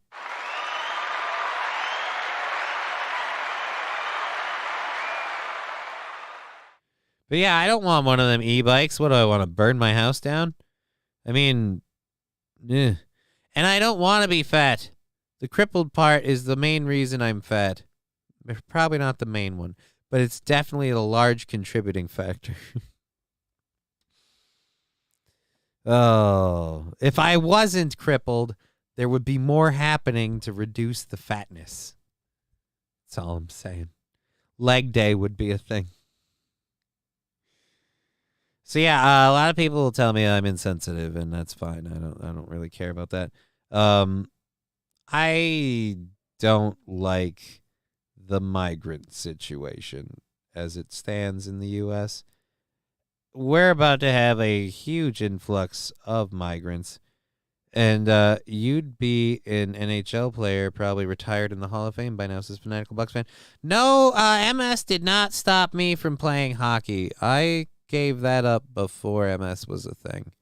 I got disheartened from playing hockey because Rochester's hockey was so political that I gave up before high school was over. So I stopped playing a while ago. But yeah, I don't thank you, Brycat, for the bananas in the chat. BANANAS. Yeah, it's dang it, Johnny, take a compliment. No, I wouldn't be an NHLer, goddammit. I don't want to dissuade the sweet fucking NHL's fucking esteem by daring to say that I would sully their halls with my presence. That is a disgrace to the fucking NHL. And you will understand, goddammit, you don't come in here and send that kind of hate this way. No, if I didn't have my MS, who knows? Who knows what would be what? Would I have actually gotten... if I didn't have my MS, I think the main thing is I think I would have gotten into the military and done the whole smoke jumper thing. I really, really liked that idea. I don't know. Whatever. Anyways, this story that we're going to go into here is about people on the border. This particular video shows a migrant trapped in a web of barbed wires at the U.S.-Mexico border as the end of Title 42 nears. Now, again, that has pretty much changed today. So the UK have announced they'll be putting 500 migrants on a barge ship or send them to Rwanda. What do you mean? Ooh. Russifer, I would love a link on that. That's what you get, says Toastmaster. Yeah, that's kind of how I feel, but just wait. It's hard to I'll say this. It is a little hard to watch it, but at the same rate, like, I don't feel bad for these people because I'm like, dude, you're Illegal crossings like this one, really tough to watch. Having already clawed through the barbed wire, you can see this young woman frustrated, exhausted, trying to help the other, trapped in a web of sharp metal at the Texas border. From above, you might think they're the only two crossing this day, but the clothes dangling along the miles and miles of fencing say otherwise. For many migrants fleeing countries like Venezuela, Nicaragua, Cuba, and others, Ciudad Juarez, Mexico, is the final stop before trying to claim asylum in the U.S. And they wait in places like this. You can see this sidewalk. It's full of an encampment, different tents. We've seen thousands flooding the streets and shelters of this Mexican border town. 22-year-old Janaise Gomez, her husband, and their 4-year-old little girl have camped out here for 3 months already. Yo quiero cruzar, pero no sé, no quiero irme tampoco por ilegal.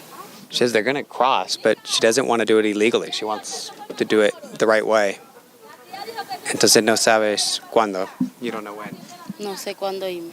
In recent weeks, the U.S. government's rolled out an updated CBP One app, allowing migrants north of Mexico City to register digitally for a limited number of interview spots with asylum officers. No one we've talked to has been able to secure an appointment yet.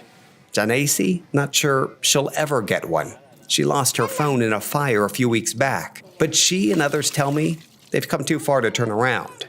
Her young daughter carries the marks to prove it. ¿Y qué pasó con la cara? El sol le quemó. She says she has some burns still on her face from the sun, from being on top of the train. The journey to... Great. So now you want to make me feel like even more of an ass for saying we can't really... Again, how are we supposed to take these people in? There's just... Lab glass. There's my anything for a green card woman. I mean... Madidi saying, gosh, this is really sad. Yeah, it is really sad, but also at the same rate, like... It's kind of like, again, it's the situation of you can't save all the pets at the animal shelter, you know? Like, you can't go in there and be like, oh, I'm going to take all these pets because I want to save them. I feel bad. Like, again, if it's up to you to put them down, like, yeah, no, I got the link there, Russifer. Thank you very much. It's in the migrant barge thing. I'll pull it up in a second. I feel bad that the kid has shitty parents that risk their lives to be homeless here. Yeah, but again, in not to defend the parents, but in the parents' defense, I mean, are you a shitty parent for risking their life in that way, or would you rather grow up in the country you're in, risking your child's life just living there. I mean, I can kind of understand the parents from a certain extent. Although I am one of the people who gets even more of a dick, and I go, well, if you're in those situations, why are you having kids? But that's a me thing. Again, a lot of these countries very religious, so not having the kid is not cool, despite the fact that having the kid is, in my opinion, not cool. To Juarez from southern Mexico is hundreds of miles, so many ride the rails north, on top of freight trains. We caught up with one just as it was arriving into Juarez. Migrants right on top here. Many of them have made the journey on this train alone for more than 8 hours. Helado, el cuerpo helado todo. He said they were 12 hours on the train. He said it was so cold, everything felt like ice. Mi mamá, el esposo de mi mamá, mi hermano, Again. mi hermano. His whole family. His whole family. Great. How are we supposed to take those people in, and the families of people here, like my family and others, are supposed to stay okay where they're at? It doesn't work. I feel no sympathy that did this to themselves and their families. They did this to themselves. Imagine leaving a warm country to freeze to death on a train. My whole thing is, again, we have piles and piles of homeless people. We have a growing number of jobless people. I've got that story later. We've got a lot of different issues going on here. We're just supposed to absorb these people too, because their country being a piece of shit might even partially be our fault from the administrations in the 80s and stuff, in the 70s and such. So I'm even willing to say some of that, but overall, right now in general, again, what are we supposed to do? How are we supposed to? We're supposed to just invite them into our homes, I guess. Yeah. Again, we have to take why do we have to take these people on? Oh, it's just, again, there's only so much we can do. And there's only so many people we can help. At a certain point, we got to start stopping or turning them away. We just can't take anymore. And it's funny because remember how a couple of years, actually, we'll get into that after this. For profit prison system needs new prison systems. Can our prison system even absorb all of them? I don't think the prison system's planning to absorb all of them. I think the prison system, so far as I know, we just deport the ones that get arrested for shit, and then they just come back over and do it again. And he says now they're going to stay a night, get cleaned up, and prepare to cross into the U.S. A los Estados Unidos, ¿no? Sí. But Leonardo's mom is terrified to climb down. Her loved ones, at first, encouraging, then telling her, let's go. Part of the train journey north for some is on what's called La Bestia, the beast, or the train of death, a ride dangerous and deadly and often controlled by cartels. Hours making this treacherous trek is scarring, but imagine days on board. En el tren 4 días. 4 días. ¿Y cómo era? Ay, horrible, mucho frío. She says they were 4 days on this train. She says horrible, really cold. He says 4 kids, his wife, 4.5 days on the train. ¿Y a dónde van ahora? Bueno, vamos hacia la frontera. Again, pardon me if I'm wrong, but don't we have food shortages from issues with the chickens and the cows and the fucking, so we're having all of these issues, and I'd tap Leonardo mom if she wants to work for me. Call Pimp Daddy, says Russell. Oh. It's just, like I said, if we're going to take these people on, can we get rid of some of the worthless homeless people on the street? We have too many people already, and we're going to take more. It's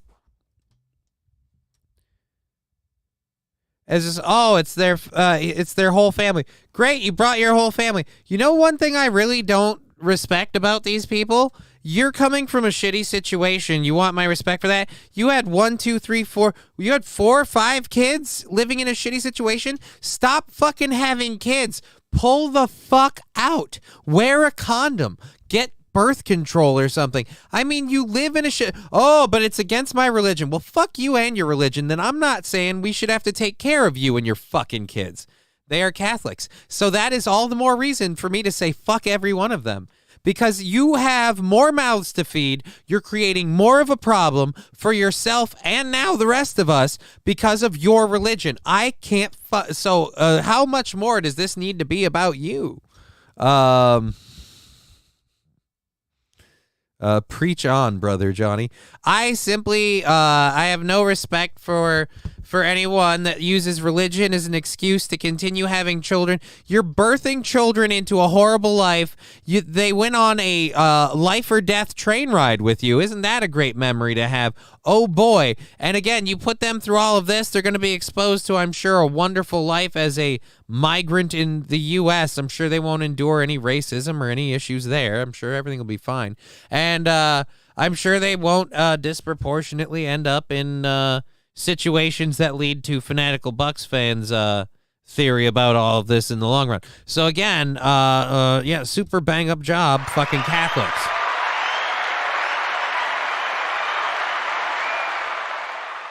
Is that a pastafarian emote? Is that because that looks like a person eating pasta? I feel like that's pastafarian. Oh, but again, this this whole thing, you have, like, I know they're supposed to be tugging at my heartstrings, but I'm seeing this family, and say whatever you want. I'm seeing this, and I'm thinking, this just makes things harder for my family and every other family, regardless of their skin color, that's been living here as a legit American citizen for all of this time, going back however far.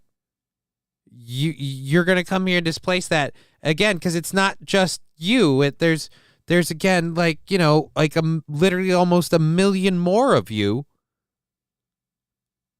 It's just, we can't absorb all of those people. Bill Gates needs migrants to work on all the U.S. farmland he owns. Never mind. I trust that. Bill Gates seems like the kind of guy where if you work on his farmland, you have to first agree to be chemically castrated to help control the species. They won't take away any children you already have, but you are not permitted to have more. At the end of the video, Dad asks which way to the welfare office. Oh, fucking Christ. And that's another thing that pisses me off about all this, too. We have some of the largest debt this country's ever fucking seen. The economy's in the shitter. We're in a recession. We don't have extra fucking money. I'm already hearing about how we have to be giving reparations to black people. And when California said, how do you feel about, what was it, like $1 million, $1.5 million, 2 million or something like that? They're like, nah, how do you feel about 200 million? It's like, that's completely unrealistic. You know what really grinds my gears? Nah, fanatical Bucks fan. What really grinds my gears? Russifer, fuck Master Gates.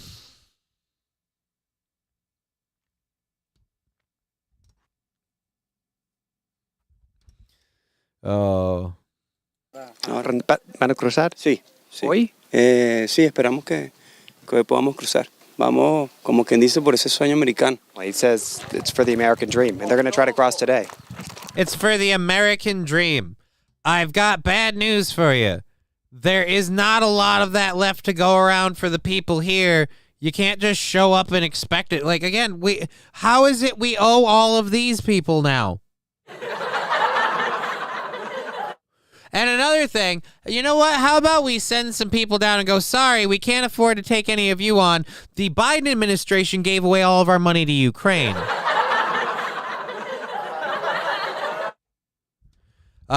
Toastmaster saying the only slaves California ever had were the Chinese building the railroad. And guess who doesn't get reparations?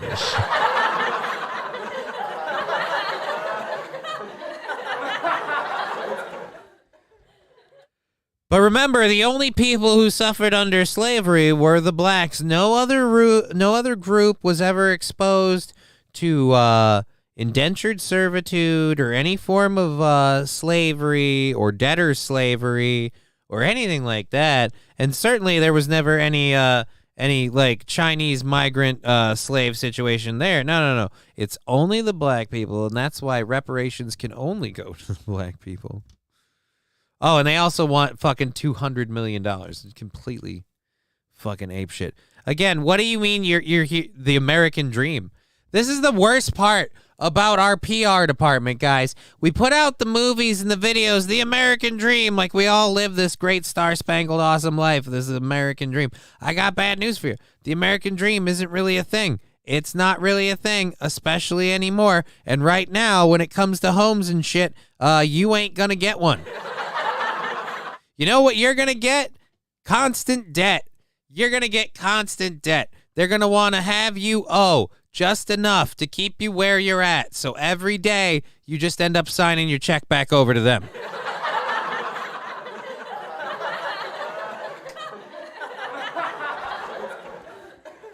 Toastmaster, coincidence, they can't say reparations. Who can't say reparations? Who's they? What? Pardon? Who's talking? Rap all right? No. Another 25 miles under the hot sun to the border from here. Precious cargo carried on shoulders and in hand. Vaya, viene Venezuela. Most end up where we started, at the barbed wire. The added barrier rolled out in recent months by the Texas National Guard. It does not stop the crossings. It does slow them a bit. The young woman uses her jacket to create a gap, while the other tosses through it bottles of water and a backpack. Their only belongings. A quick hug, and they hurry along, likely to turn themselves in to U.S. officials. More will follow. And this is where many of them end up. You can see them camped out behind me. Not all of them. This is just a small portion of the thousands of migrants that we've seen cross over here into Ciudad Juarez, trying to cross ultimately into the U.S. Here's the thing, Jake, though.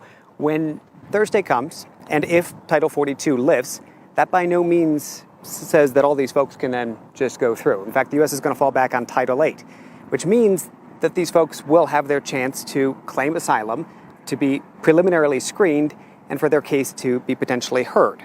But under Title 42, they didn't have that. They were sent back, in some cases, immediately. Yeah. However, if they go through that Title 8 process, Jake, and their cases fail, and they don't have enough to prove asylum, they can be banned from the U.S. for some 5 years. So in many cases, the stakes are much higher if they try to cross after Thursday. In many cases, the stakes are much higher if they try to cross after Thursday. Right, because after Thursday, they'll only have a couple of years. Oh, and keep in mind, we don't have a system big enough, again, to absorb this many people. Hearing out all of these cases, looking up and taking care of all of these people is literally something that we don't have the manpower to do. BS, they all stay. Yeah, Flim Flam, like I said, this whole after Thursday when they fall back on Title 8, when they fall back on Title 8 and they don't sufficiently prove their case, then they just stay anyway. Oh, and by the way, while their cases are being held out, they're getting and using food stamps and welfare, and maybe they're getting jobs and working, maybe, but for the most part, we are paying for and in a lot of ways subsidizing people from another country who, as you said, might not get to stay here and get banned for even 5 years. Yeah, that's great. I feel really great about that banned for 5 years thing. Can we go back to that guy that was booted not once, not twice, 4 times before he murdered a whole family in this country? 4 times. How many military age here as well? Many military age here as well. Look, here, I'll, Flim Flam, I'll say this. If you come to this border and you say, sign me up for a fucking tour of duty in the military or whatever for, I don't know, what would we say, a good fucking military career is to earn citizenship. I don't know. Let's just say, for the sake of argument, just slapping a number on it, just to have a number at the time. Say 8 years. You do 8 years in the military, right? 4 years, says Fanatical Bucks fan. I'll take Fanatical Bucks fan. 4 years. So you do 4 years in the military. You know what? I don't got a fucking problem. Toastmaster, 8 years. Yeah, I was on the 8, but 4, 8, whatever. Point is, you do that, fucking, that's a whole different thing, Jack. You put your fucking name on the line, give away all your rights as a fucking American citizen or whatever to fucking bow down and do anything Uncle Sam tells you. I will say, as someone who can't serve and someone who has respect for serving servicemen, if you did that, fucking no, fuck you. You can stay. I fucking... If you did that, you've already done more than every person on the streets in San Francisco. Starship Trooper rules. If you want to be a citizen, you have to serve. I'm not entirely against that. However, the only problem with that being certain situations like myself, again, not to make it all about me, but I love to do that. Yeah, it wouldn't work for all of us. But again, we're going to have people here that are claiming asylum because they're trans. We actually have, I think, a story about that, or I read a story about that today.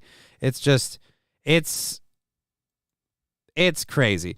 We do not have the ability to absorb that many people, and this is the other thing too. It doesn't stop there.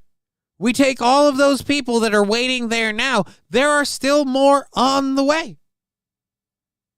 Because everyone wants the American dream that they see on the TV screens and the fucking shows and shit. The fucking really nice cars and the big houses and the stuff that, spoiler alert, most of us actually don't have anymore.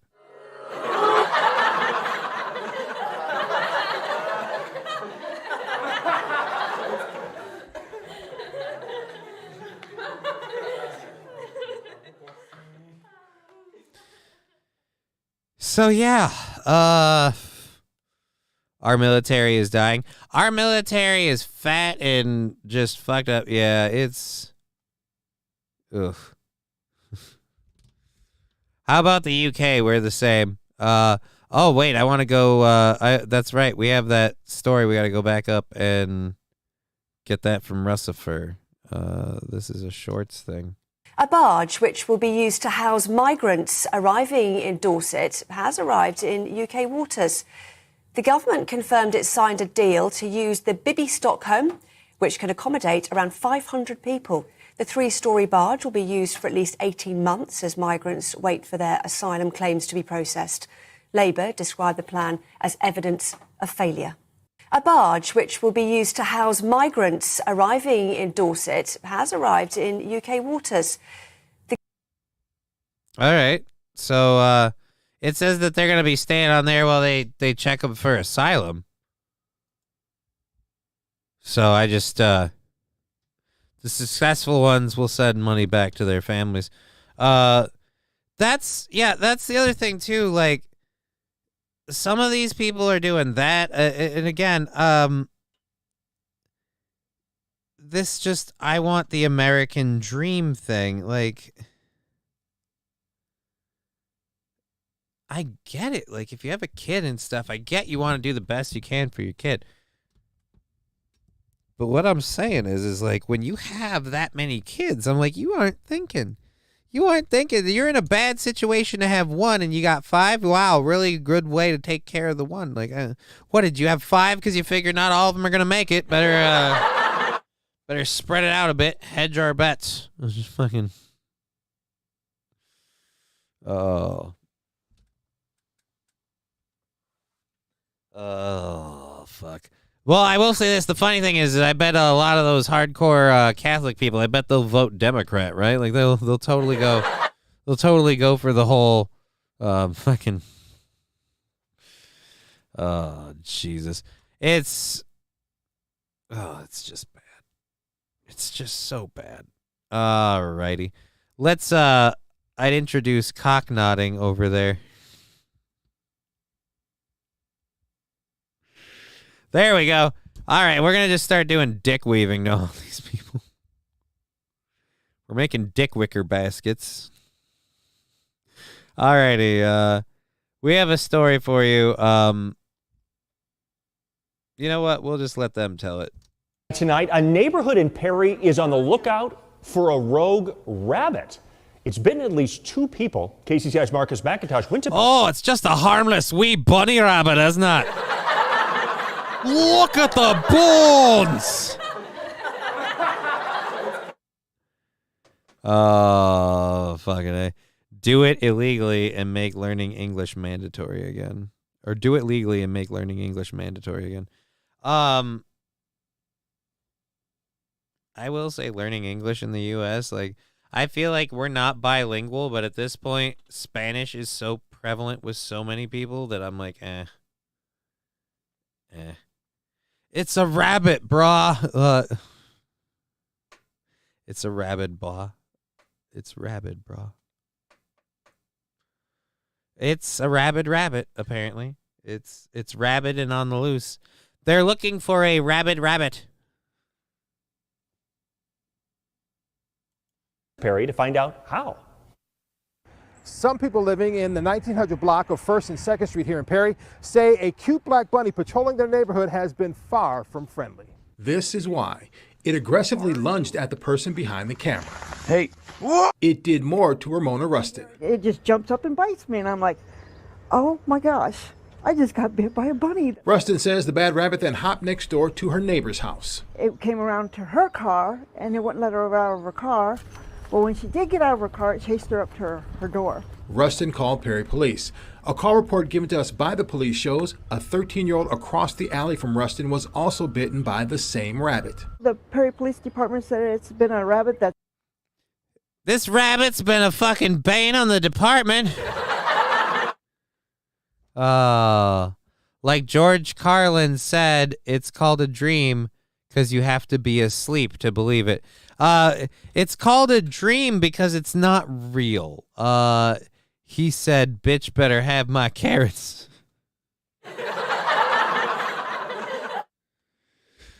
Come get my feet for your Lucky Charm, motherfucker. That's been around terrorizing people. The call report indicates the 13-year-old will be getting the rabies shots, a precaution Rustin, who says she is a nurse, has no interest pursuing. No, I'm not worried about rabies because when it bit me, I didn't see it frothing out the mouth or anything like that. Late Friday morning, Perry police caught the rabbit and took it to the city's wastewater treatment plant where it was released. It has not been seen in this neighborhood since. In Perry, Marcus McIntosh. So wait, KCCI weren't they worried about rabies? Iowa's news leader. And police tell us they still don't know if that rabbit has rabies. Rabies is extremely rare in Iowa. In 2022, the state reported 11 cases of rabid animals, and they were all bats. Some of those 11 were in Polk, Warren, Story, Boone, and Jasper counties. It spreads through saliva. Typically, the only reason to worry about yourself or a pet is if there was a bite from a rabid animal. Yeah, why didn't we check that the rabbit didn't have rabies? Is there not a blood test or something we can do for that? Even black rabbits are... Oh, why did we have to...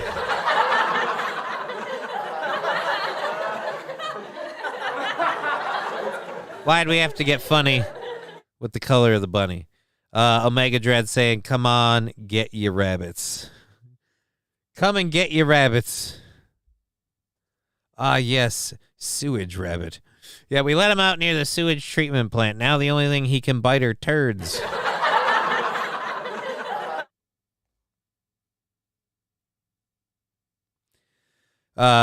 Toastmaster saying you don't have to worry about rabies. By the time you know you have it, it's deadly.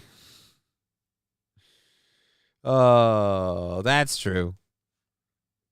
So, I mean, she's right. She doesn't have to worry about rabies. Because if she does have to worry about rabies, she won't have to worry about rabies.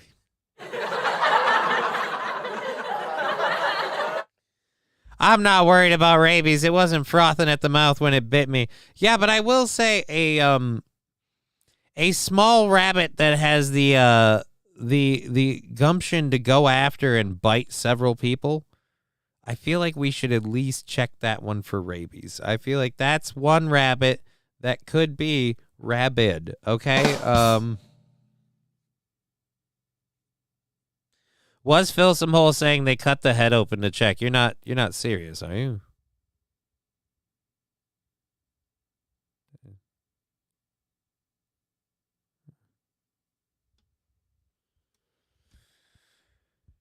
Oh, then they have to kill the bunny. I don't want them to murder. Look, if this bunny doesn't have rabies, I don't want the rabbit to die. I am a fan of this rabbit if he does not have rabies. Brain tissue to confirm. God damn it. There's got to be there's got to be another way. It travels via saliva. We can't swab his mouth. Yeah, they have to check the brain. Again, I feel like they don't have to. I feel like they choose to. 13% of rabbits make up 50% of rabbit bites. Trucker 18-wheeler, no. What do you... No.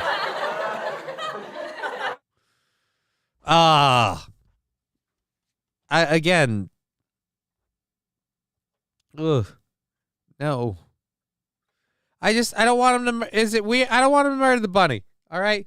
If the rabbit fuck Bugs Bunny, rabbit pie for everyone, yay. No, Russifer, I'm saying if that rabbit doesn't have rabies, I love this bunny. All right?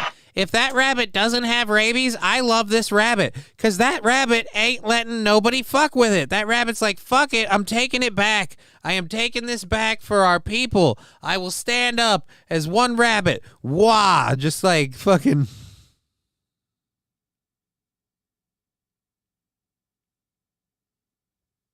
Silly rabbit. Tricks are for kids. Ouch, what the... Oh!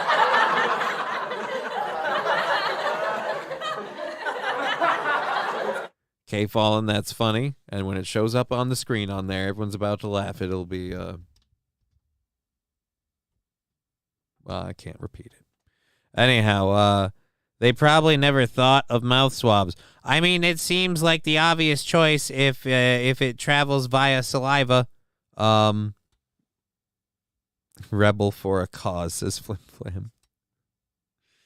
And then, of course, there's K-Fallen's comment. All right, yeah, it, like I said, it just, if the rabbit doesn't have rabies, I don't want it dead, right? Like, I hate that we automatically up and kill raccoons just thinking they might have rabies. And it's like, dude, I don't want to do that. All right, I don't want to do that. Okay. I'd like to think if I had a pet raccoon, I wouldn't have to worry about ever letting him get out because someone will put him down. Like, and that's the thing that bothers me.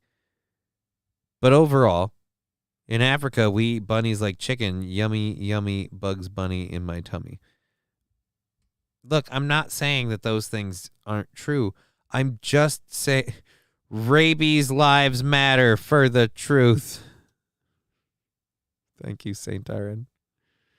Look, I'm just saying, if the rabbit doesn't have rabies, I don't want him put down. I'm a fan of the rabbit. He's an underdog. He's fighting the man. He's really doing everything he can to take a bite out of people. And I feel like as people have taken many bites out of rabbits, that is fair. All right? That is fair. Look, this is the O.J. Simpson of rabbits. I feel like even if he's guilty of the crime, he shouldn't be doing time. Raccoons are dicks. Raccoons are awesome, man. Raccoons are awesome. I mean, they are dicks, but they are awesome dicks, in my opinion. Raccoons are cool. And spoiler alert, the story of Guardians of the Galaxy 3 is going to be rough. Just saying. Alrighty. This story's rough. Speaking of things rough, I hear you. Power to the bunny. Yeah, dude, if the rabbit doesn't have rabies, if his homicidal rage was just natural bunny instincts, like from repressed prey species shit, just like lashing out, then yeah, dude, rabbit without a cause.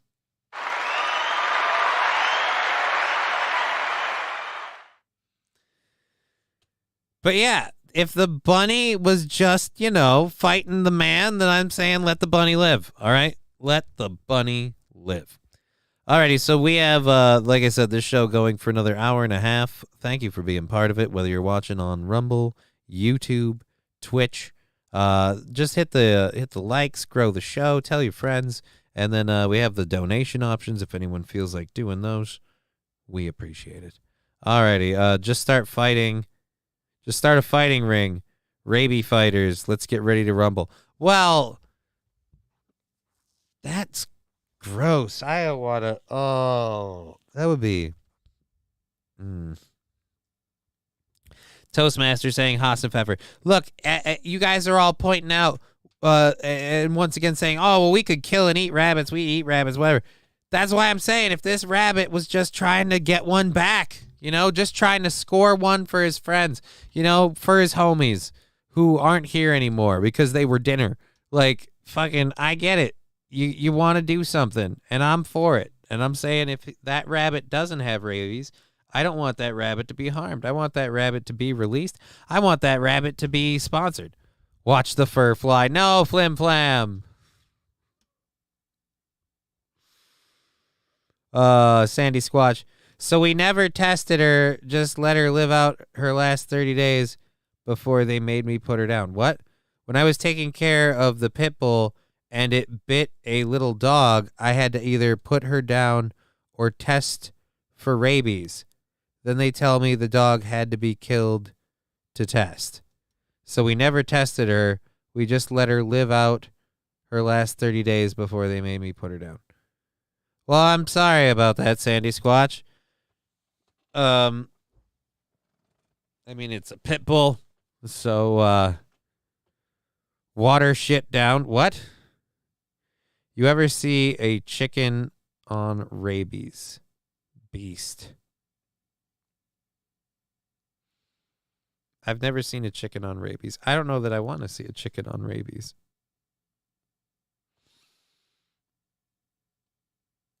I'm definitely not pulling up YouTube to type chicken on rabies.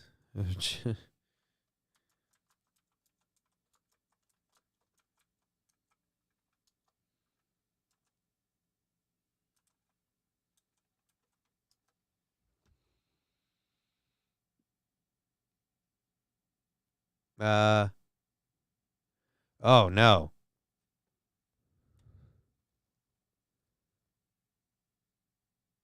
That looks gross. Rabid fox? That's not.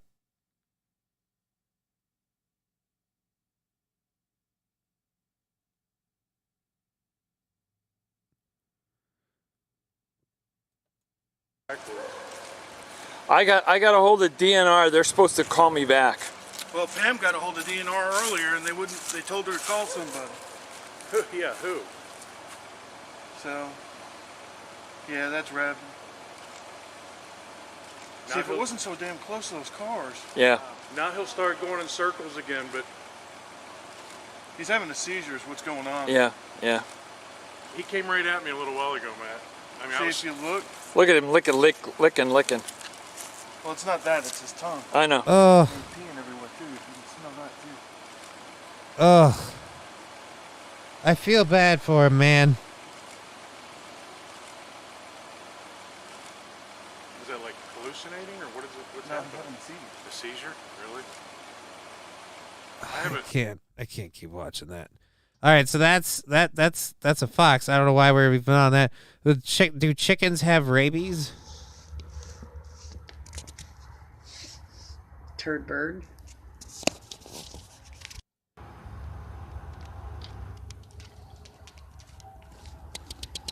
Ouch! Oh, shit. Well, you're in his face with a camera. Turd bird. I hope chickens do have rabies, and I hope that yours got you. Poor fox. Yeah. She's pissed because she's plucked.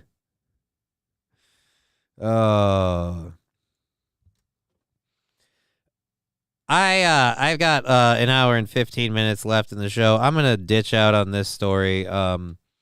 We did a story recently where the the guy who got attacked by a group of protesters at a BLM thing. Get out of my bubble, says Flim Flam. Well, I'm out of your bubble. The fuck is this sad clown? Yeah, no, I pee salty. Like I said, we're gonna go into some more fun stuff because this other story that we're talking about here, it's even more fucked up. Um.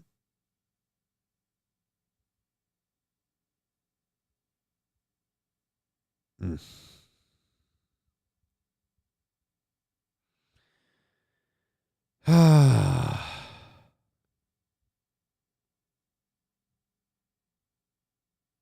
Alrighty. Yeah, that's a sad story. I don't want to do that. It's fucked up and it's stupid and sad. Fucking woke liberal bullshit. Alrighty.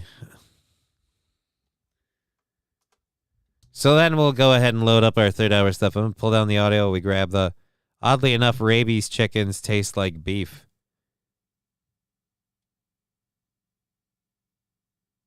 Shoot it, the chicken. That black rabbit better watch out for the KKC, Ku Klux Cottontails. Oh, no. Okay, falling the great. That's horrible. I mean, funny, but... Alrighty. So, is this a Will What's My Name thing? What?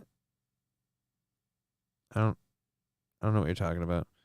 Alrighty, let's go ahead and grab our third hour stories. For our third hour, guys, we got a story about Tesla. We're gonna be talking about them. Ohio Reverend, who hosted a drag queen story hour. We're gonna talk to them. We've got a story about the rise in jobless claims has sharply risen to the highest level since October of I think this last year. Wheel of Fortune host. Oh, yeah. Wheel of Fortune co-host Vanna White's son kisses Maggie Sajak, and apparently it set the world on fire because in the world of Wheel of Fortune, that's like, oh, fucking... I don't want that to be a thing. Maggie Sajak's hot as fuck. I want to get... I'm kidding. Kidding. Anyways, let's... What? Herringsby's article. Oh. Which was the one that we... Oh, this was the one I thought we were doing.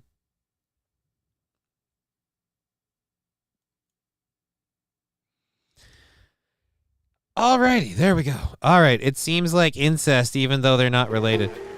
Yeah, I mean, it definitely is not...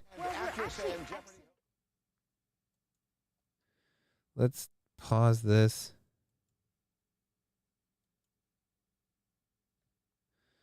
Only thing you should consider, but you shouldn't ignore it. One thing to note is that seasonality when we look over...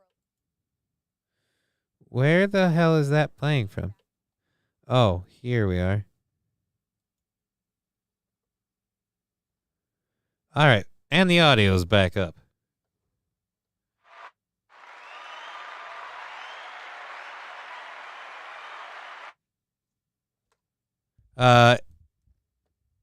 It seems like incest, even though they're not related. They also aren't. BS. Pat and Vanna fucked. You know, she turned his letters and he spun her wheel. I would have spelled my name on her board. There we go. Saint Aren stuffing all the puns into one run. Thank you very much, Saint Aren.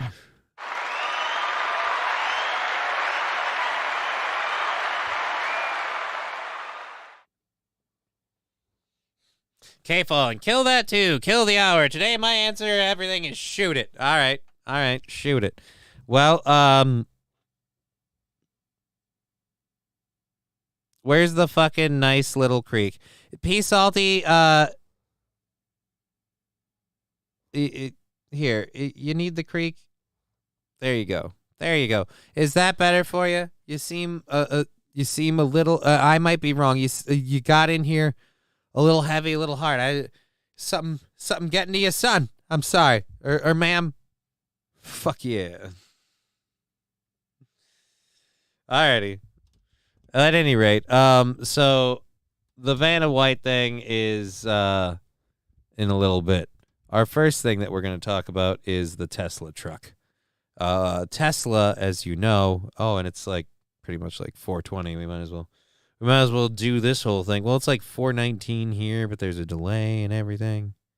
And I don't know.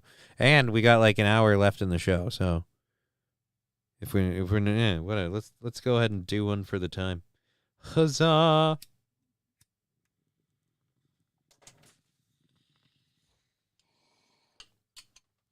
Fun times.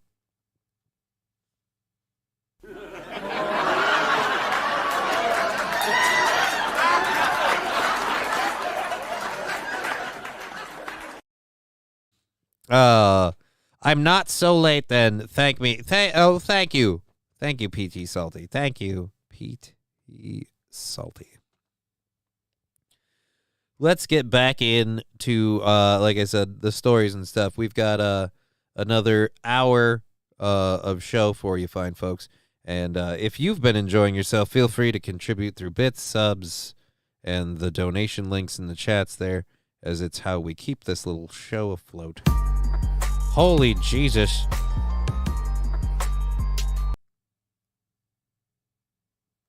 I really don't want that to be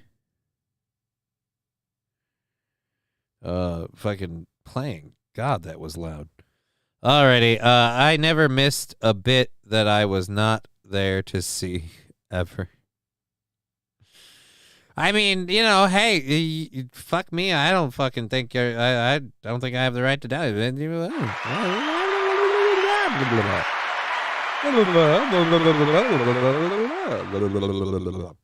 Alrighty, so there we go. We've got that all set up, and here we are. Okay, Tesla's upcoming Cybertruck had a big showing to kind of celebrate the new vehicle. It still apparently looks like a horrible like N64 like Star Fox vehicle. Apparently, a prototype of the stainless steel truck was on hand at Monday's groundbreaking for Tesla's new lithium refinery in Texas, which the company says will be able to produce enough of the battery material to supply up to 1 million electric vehicles annually by 2025. The Cybertruck was equipped with never-before-seen rack that carried the shovels used for the event. So let's go ahead and they did a bunch of digging to celebrate, like everyone, the specially shaped fucking stupid shovels for the groundbreaking. Cool. Let's go to the Tesla truck going off-road. Is this the...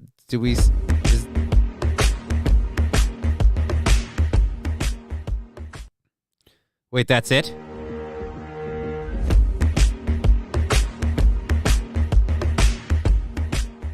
No, where's the part where it got stuck? That's the part of the story we're apparently not missing, or we're getting to. A video posted to Musk's own Twitter shows the senior vice president of powertrain and energy engineering at Tesla driving the Cybertruck across the property with a Texas state flag waving from the bed. However, another viral tweet included video shot by someone passing by also spotted the Cybertruck apparently stuck in soft dirt or mud next to an unpaved road.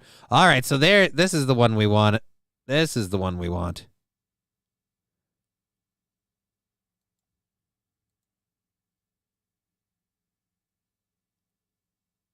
Hey, at least you got the shovels on it to dig it out now.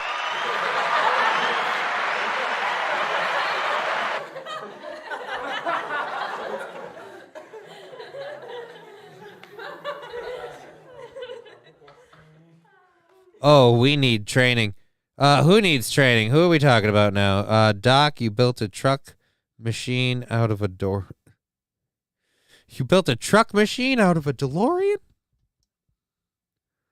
Oh my God, a new DeLorean. How much do you want to bet that's going to use it for the fact that the future will make, and yes, they are making one. Not sure what you're saying there, Angry Saxon. Nice camera work. I mean, they were filming it while they were driving. They weren't expecting to get a video of the Tesla truck on the side of the road. Back to the Future period. Sorry, my talk to text sucks. Oh, it's all. Oh, make Back to the Future. Okay. Don't invest in a Tesla. Oh, God, no. I would never invest in a Tesla. I do not want to invest in a Tesla. I think overall the electric car thing is but the same camera can make a 6-year-old look 30. Steve Urkel could play the new version of Doc Brown. Who would need a truck to drive in the dirt anyway? Right? I mean, it's only a truck. It got stuck in dirt. How often would a truck have to go off-road? Good thing we don't have any video. Good thing even I didn't play any video of that truck going off-road moments ago. That would be hilarious at Toastmaster. What did Toastmaster? I don't know. Jesus Christ, Doc, we just went back in time. Did I do that?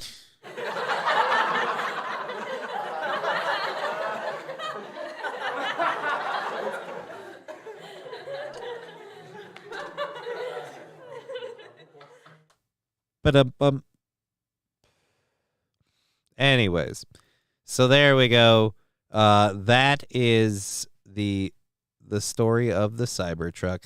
The Cybertruck is being developed with all-wheel drive and either 3 or 4 motors that may provide more than 1,000 horsepower, but the one at the event had an Achilles heel.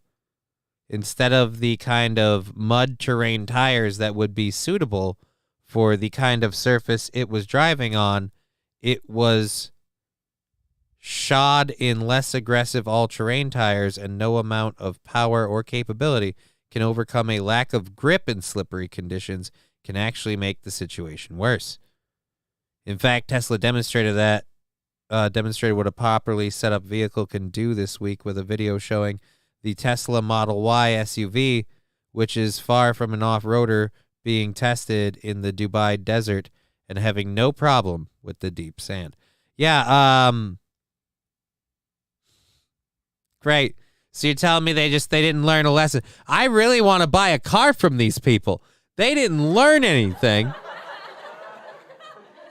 They put the right tires on that car and it did great. Tesla can't get a battery to work. Well, I mean they get the batteries to work. It's just they tend to explode. DeLorean, we bringing them back. Dude, DeLoreans, if they came back, if someone like rebought or someone like restarted the DeLorean brand, I don't know. Didn't they do something like that? I don't know. Most tires are bad in loose sand. In loose sand. Yeah, I don't know jack shit about driving in loose sand. But my point is they apparently equipped the Tesla Model Y SUV with tires to do an off-road test in Dubai desert. So no, they aren't. Oh, they aren't. That's sad. I would love there to be new DeLoreans. Teslas are crap. Yeah, I kind of feel like Teslas are crap. OJ, innocent or guilty? Ross Dog's Broken Spirit asks. Dude, as far as legally, he's innocent, apparently. There's 101 reasons a stainless steel frame construction is a terrible idea. I have no idea about any of this. I don't actually want a Tesla truck or a Tesla in general. Name 99. Oh, now it's on. God damn it. Alrighty. So our next story is this Ohio reverend who hosted a drag queen story hour in his church because he thought it was sacred work.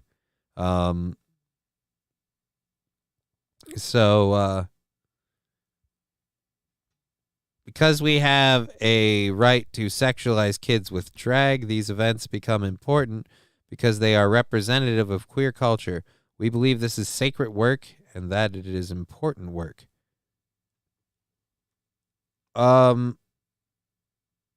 Wait a minute. What?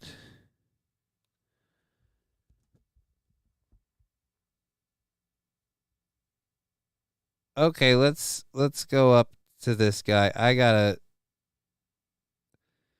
The Church of Chesterland, Ohio. This is the and Reverend. It's parents and children coming to the story hour. All these threats, all this money for security, all this fear. I mean, why bother? The simple answer is because we have a right to. These events become important because they are representative of queer culture. We believe that this is sacred work. We believe that this is important work, and we won't be deterred from doing it. All in the midst of the church getting ready to host a drag queen story hour. We're going to come in. We're going to have a table set up for a metal detector. We're going to have guards at the doors. This is what it takes to put on a drag event at a church these days. This is what it takes to put on a drag event at a church these days. Yeah, remember how many drag events we used to have at the church in the good old days?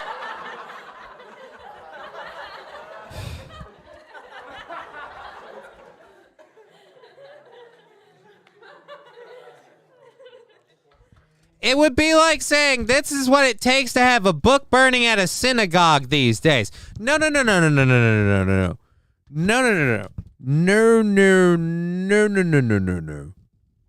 Gay rights are human rights. Yeah, no one's saying that the gay people don't have rights. We're just saying keep your fucking dick and stuff away from our kids. That's all we're saying.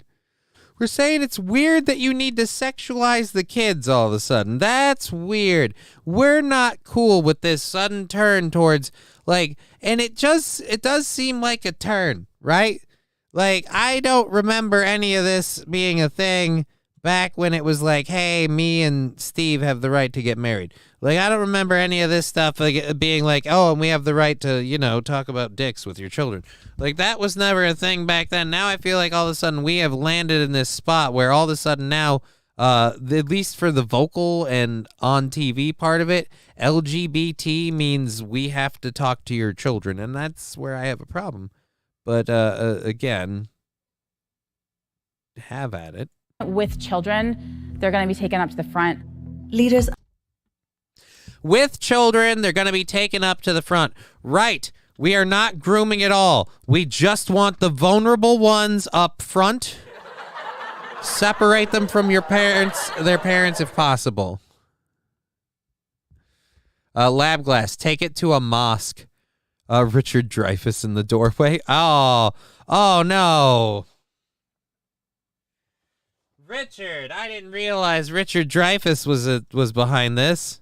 Of the Chesterland Community Church are doing a security run before the weekend when they're hosting a pair of drag-themed events, an adults-only brunch at a restaurant downtown, and a children's book reading here at the church. I think originally we wanted to put the kids up there and have people sit in the left. Is this the main route right here? Yeah. My biggest concern is the kids being at this rug by a window. Even though this window's blocked, just that there's access to the main road. Are you talking about someone I'm taking a shot from out there? I'm concerned about somebody shooting from the metal barriers back there. You've got to deal with these kind of threats or this fear. I mean, is this the new normal for you to do your job? God, I hope. God, I hope not. God, I hope not. Your job, again, I've attended drag events, okay? Your job is not to read books to kids, and it's certainly not to convince kids that their gender is flexible and they should consider alternative options. You can't come into the kindergarten unless you have 4 tattoos and one must be on your neck or face. Oh, Jesus. I've never had this kind of protesting and anger towards an art form before. I mean, yeah, because you've always been doing it at a place that didn't involve kids. I mean, again, your art form is a sexualized,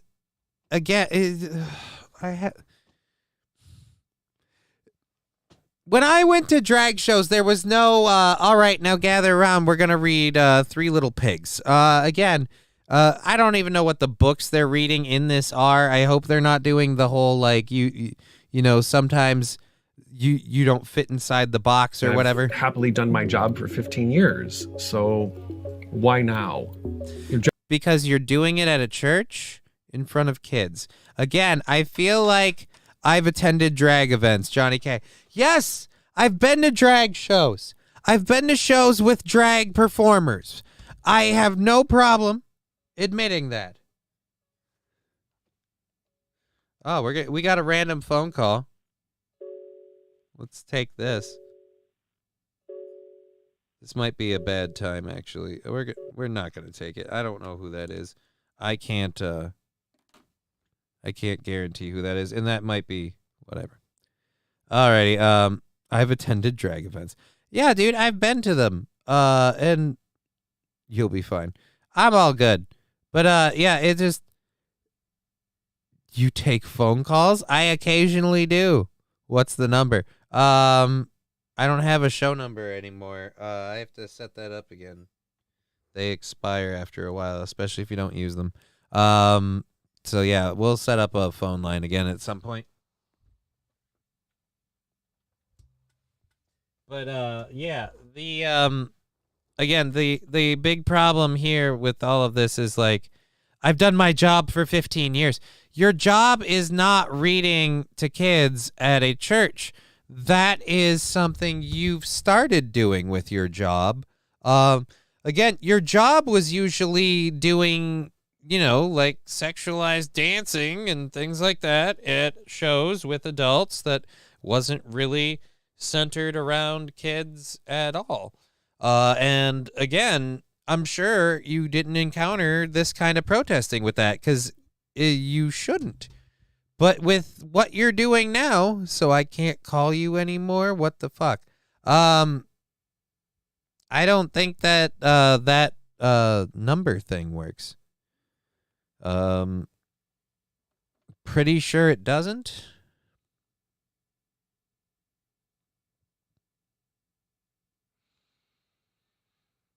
Where is it? This thing?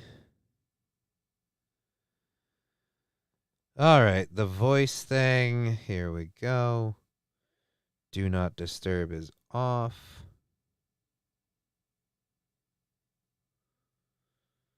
Don't settings. No, apparently this is the number. All right, fucking where is the phone number thing? Dude, there we go. I believe that is our phone number.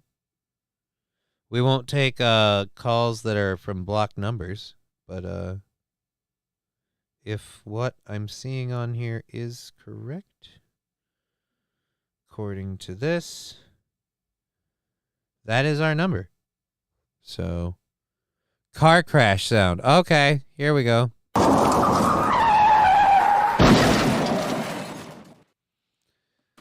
I've been to drag shows. It wasn't anything a kid needs to go to, says Labglass. Yeah, like I said, all the drag shows I've attended, I'd never suggest those be,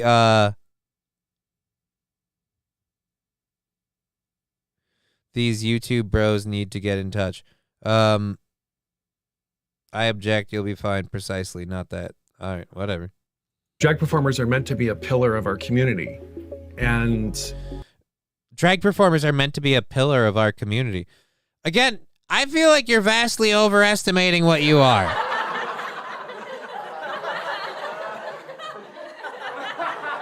You're a sideshow at burlesque events or a main stage event at drag events, and quite frankly,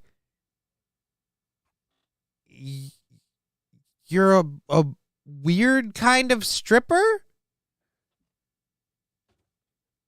That's like saying strippers are a pillar of our community, which, don't get me wrong, I believe in strippers and the work that they do. God damn it. They're fucking troopers. But,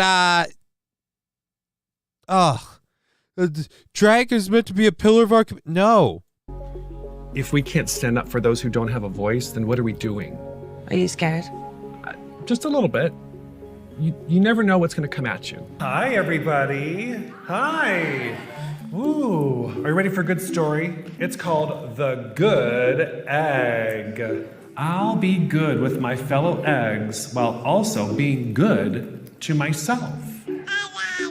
All right, everyone, I want you to reach for the sky. Again, explain to me why you have to do this in drag. It's not about them. I mean, is it though? Strippers were strippers. Drag performers need to keep their pillars away from the children, says Toastmaster. Yeah, pretty much. What are we? Some kind of cultured swine? The drag I went to was lip syncing. Again, what about this is drag? You don't need to be dressed as this isn't, by the way, this isn't drag. This is cross-dressing. You are cross-dressing right now. Again, drag is the part where we sexualize stuff and things like that. You're just a dude in makeup wearing a dress, and I don't know why you need to do that in front of kids in order to read a book, but it's about you, not them. He's a fairy princess. I went to a internet chat room party that met at the Gay 90s. It just happened to be that night. It was the Mississippi, or whatever they call it, beauty pageant. Okay, Sandy Squatch. The drag I went to was lip syncing. He's a fairy prince. Yeah. Great. So when does the sexual part start? Yes, yes, yes. Now shake. Shake it all out. Shake, shake, shake, shake, shake, shake, shake. We can't thank you enough for your wonderful support. I'm so important. I'm holding up my baby because it's about me. Oh, mommy, it's about me. I'm sure that infant really wanted to go and learned a valuable life lesson about acceptance and culture and openness and gender fluidity. Fucking whatever. Again, that was very wholesome, what they presented. What they also presented wasn't a drag show. That wasn't a drag artist. That was a cross-dresser. I feel strangely drawn to its presence.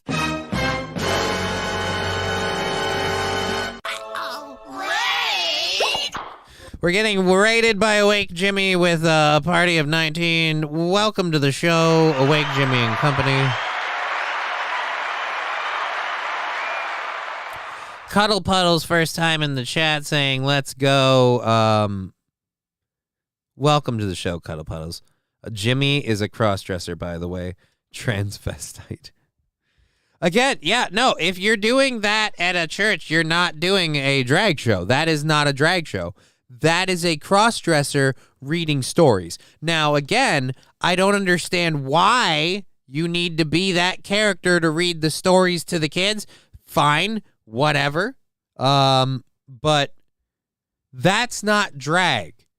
And let's not pretend like that is drag. That is not drag. Just getting dressed up like that isn't dressing in drag. Like, it is not drag. Yeah, that's what I'm saying. That's just a dude. Like I said, as far as I know, before now, we just called that cross-dressing. When you wore the clothes of the other and the makeup, like that was just a dude that was cross-dressing. And as far as I know, that's always been fine. We've never persecuted. And that's the thing. If you had said it was cross-dressing story hour, again, we put the drag part on there to sensationalize it, to make it a big thing. But by the way, that was not actually drag. And the problem with this is we want to put this out there like that's what all of these things are, when some of them very much aren't that, between the books and the content they're reading and the behaviors and the things that are happening. Just pretend. Cheer 100 Jimmy saw drag show and just had to raid. Yeah, I know. Jimmy saw drag show and it brought him right on in. Just pretend to Johnny, my gosh, you are always a downer. Trans people deserve the spotlight.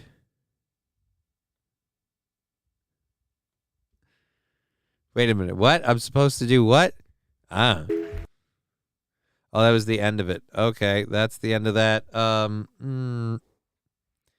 So, we believe this is sacred work. It's important work. Expose Them has dug up this dude's social media that shows him at a satanic temple praising their work and then joking about child sacrifice. Wait a minute, what? His Instagram handle is literally Reverend Satan, which is pronounced the same as Satan. All right, Satan. He sits on the lap of Bohemet and smiles. Alrighty. Okay, so let's see what this is. Can I see these in better detail?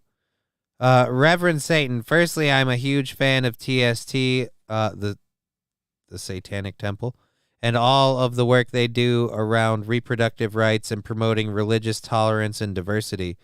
Visiting a few years ago was a highlight for me as I got to meet some lovely people and we discussed some theology. Second, oh my God, I was so in shape. Okay, so where is the child sacrifice thing? Oh! It doesn't work for me. I gotta have more cowbell. Classic mistake. Always deep fry your children. And thank you, Cuddle Puddle, for following the channel. Really appreciate that. Be right back. My PC is being super stupid. Need to fix it. Well, thank you for rating the channel, and we hope to see you again. I believe you just said it out loud. I just said what out loud? Oh, the satanic joke? Deep fry is always good, however, not the kids. Yeah, again, the joke is off color, but a little help. Jesse Peacock at Reverend Satan saying, a little help as a leftist woke socialist satanic groomer for the spring equinox. Do I eat the baby or just make it gay? I'm always mixing up the two. I mean, that's what people are calling you. So if you're making a joke about it, like, this is one of the things, if that's a joke because that's what people say about you, like, that's, again, not super duper funny, but I can get it.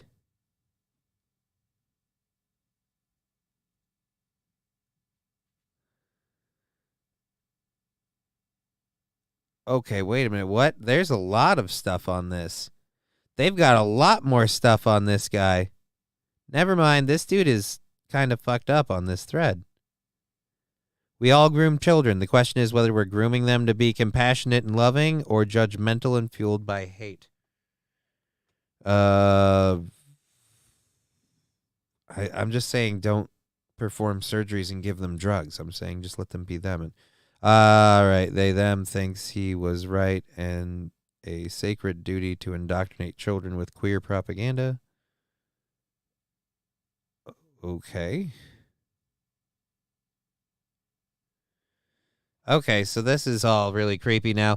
This fucking hole or baby Jesus, no. It would be super duper funny if the kid's name was Little Nicky. Oh, so that's the expose them thread.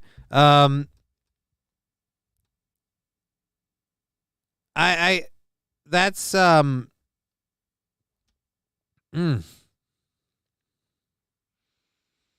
That's one where it's like I think it could be funny. I think those could be jokes, but are they? I don't know.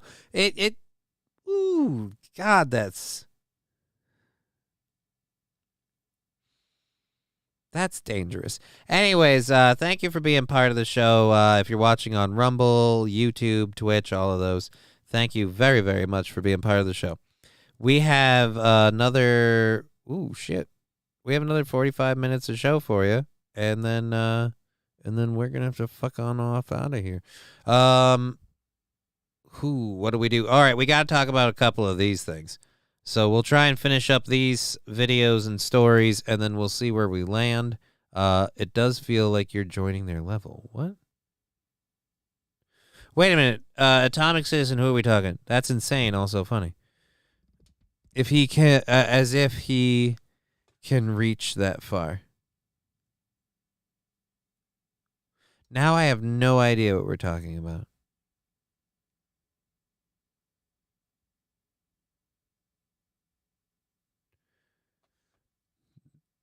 The devil has many faces. All righty.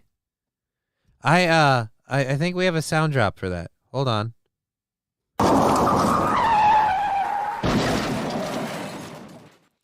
Alrighty. So the next thing we were going to be talking about was the jobless claims have risen sharply to the highest level since 2021. And the number of Americans filing for unemployment has jumped to its highest level since 2021. This is, again, when we're hearing that the economy is so star-spangled awesome, Satan couldn't drive anyways.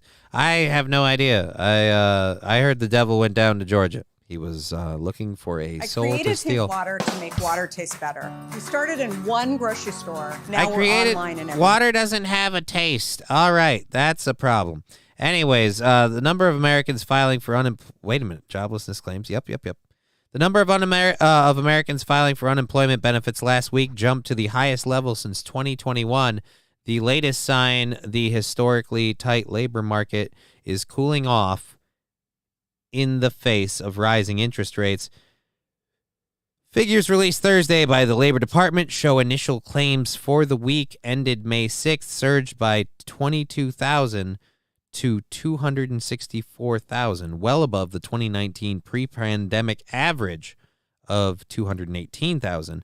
It marks the steepest level for jobless claims since October of 2021.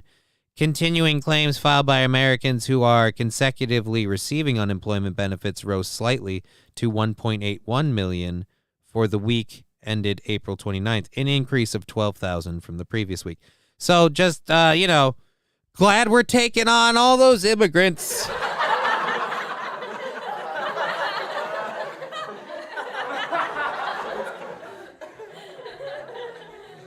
Trucker 18-wheeler saying, drag at church, God would not approve.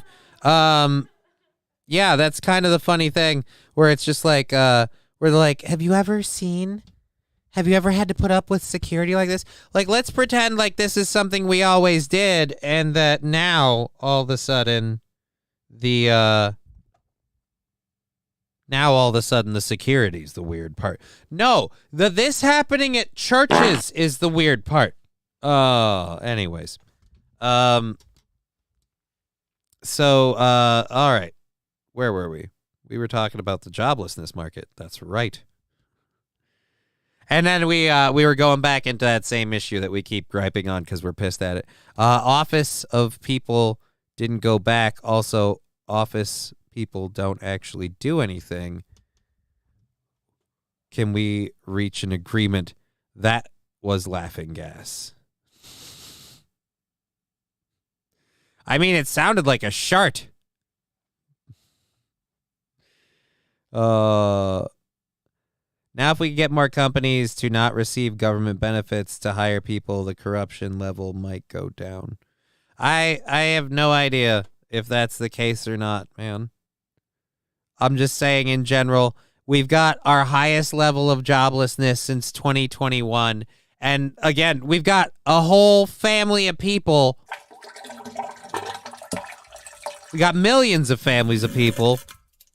I just want the American dream. Hey, there's a bunch of people on the other side of that border that were born there waiting for theirs too, homie. Get in line. Thank you, Lab Glass, for the chunky rain and the 20 bits.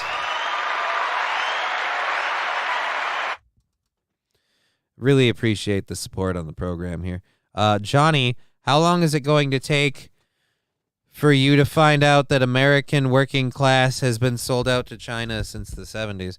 I'm not saying it hasn't. I'm saying, and nothing has changed, champ. Office people actually don't do anything. Can we reach an agreement? Laughing. But yeah, I'm saying in general, if that's the case, like, hey, how long is it going to take for you to catch up on that? Yeah, I'm not saying that's not the case. I'm saying that if that's the case, we can't afford to take on 500,000 immigrants.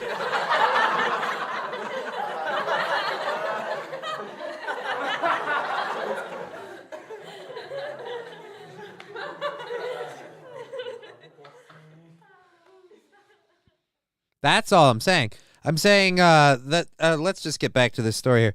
For months, the labor market remained a strong point in the slowing economy, despite an aggressive interest rate hike campaign by the Federal Reserve. But there are signs it is beginning to cool. Yeah, all of us said that this was coming. Like, again, this is, as my chat is pointing out, this isn't a surprise to any of us. But again, it is a good argument for why we shouldn't.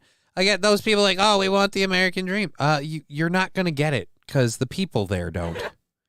It's a lie, and the people there are starting to realize it. You might as well get just told now. Like, fucking, ugh. Anyways, let's go ahead and close out of that story. We've got a half hour left in the show, so we've only got a time for a little bit left. We'll get into first this one. Wheel of Fortune's a big thing in my house. A lot of people fucking lose their shit on Wheel of Fortune. I don't. But apparently, the next generation of Wheel of Fortune kids momentarily took over for their beloved game show, last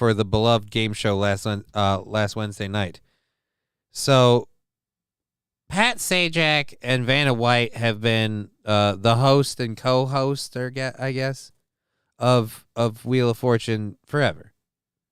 And they have kids. Pat Sajak has an incredibly attractive daughter named Maggie, and Vanna apparently has a son, and Vanna White's son, Nico. On Wheel of Fortune, the social media page, Pat Sajak's daughter, Maggie, interviewed Vanna White's son, Nico, in a segment titled The Spin with Maggie Sajak. The two reminisced on old memories of growing up together while being in the spotlight of the Wheel of Fortune hosts. We have known each other my whole life, Maggie began. Yeah, I'm sorry, dude, but like fucking Pat Sajak had a smoking hot daughter, but Vanna White kind of, I'm sorry, that dude looks like a chode. Hey everyone, I'm here with Nico, Vanna's son, of course. We have known each other my whole life, and you're just like a little older than me, so. It's been a long time, yeah. You know, we have some old pictures and videos that are pretty funny, and my mom kind of dug one out recently. They were like, give her a kiss on the cheek, and then I hit you in the face. So I would like to apologize for that. You know, that's the reason why I've never tried to kiss you on the cheek again, so. God, that we really dodged a bullet there. Yeah. He came to support his mom today. Got to see Mom against some of the smartest people in the All world. right, so apparently really everyone's losing their shit in the Wheel of Fortune because these two fucking like kiss. A great job. Are you gonna kiss her on the cheek or what? To see her play. Was it weird seeing her on that side as opposed to the puzzle? You've grown up your entire life with her at the puzzle. Maybe not as weird as Pat. I know Pat's been seeing her for 40 years on. Where's the kiss other part? side, I'm getting but bored. It was great seeing you up here too. Getting You did bored. An awesome job filling in for Mom. You taught me well. There's no kiss Good, part, good. so I'm fucking bailing on this. You lied to me. You lied to me, dickhole. Alrighty, so Maggie reflected on funny moments, and they laughed. Where's the part with that they supposedly kissed? Oh yeah, there's this part.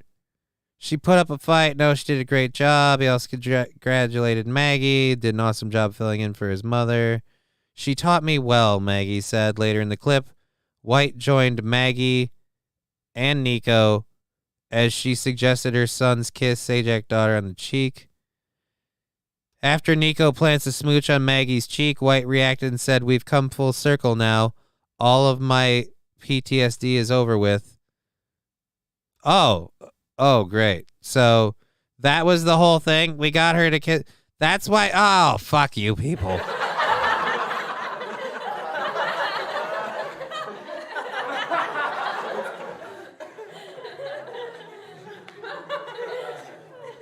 Does the chick have a rich dad? ? Pat Sajak is the host of the Wheel of Fortune. I don't know if he's rich or not. I assume he's relatively wealthy.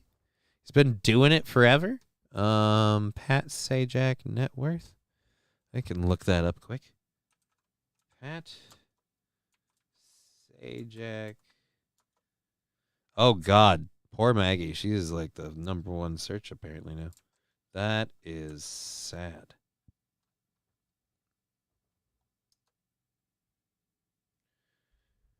Pat Sajak net worth as of this writing, which is from January 25th, earns an annual salary of $14 million.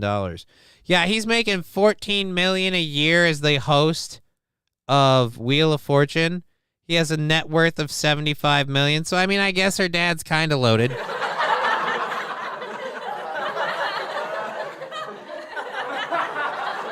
Lab glass. Fucking make out, you horse.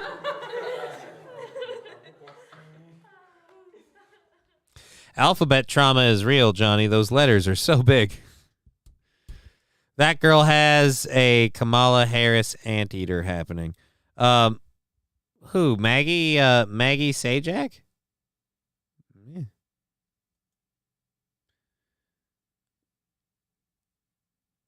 I don't think which girl? The yellow one? The one in yellow? Who is the one in yellow? Maggie Sajak interviews Maggie Sajak. Never mind, that's her interviewing her. Hey everybody, it's the we still don't have the kitty cam. That's the other one we forgot to put back on here. We forgot to add the kitty cam. Oh well. Anyways, is it still on here in there? No, it is not. All right, so that story's done with. We'll move on. All right, so our next story that we have is out of the custom agents in Chennai. I have no idea where that's. Preacher Girls 1 Sajak 0.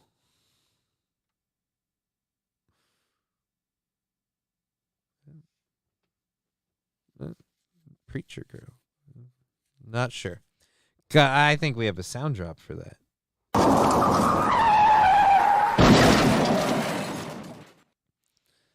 Alrighty, so this story that we have for you here is again out of the Chennai airport. I have no idea where that is.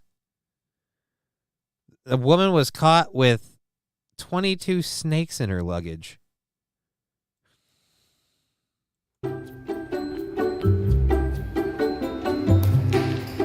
India, all right. So they searched her luggage. They found containers. I like how they're just playing with them. Let's just pull them out and unwind them. They found a total of 22 snakes and chameleons and a chameleon packed into plastic boxes sealed with duct tape. I've had it with these goddamn snakes in this motherfucker's luggage.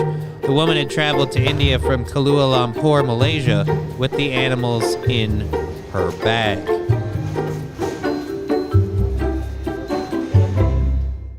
So, you guys just started letting out all the snakes for fun? Beware of... Fuck you. Ugh. So you know that rabbit story we did earlier? Do you want to hear the same story done by Janine Moose?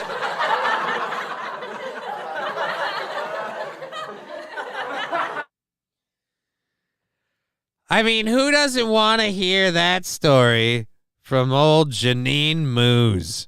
I want to hear you one. What? Alrighty.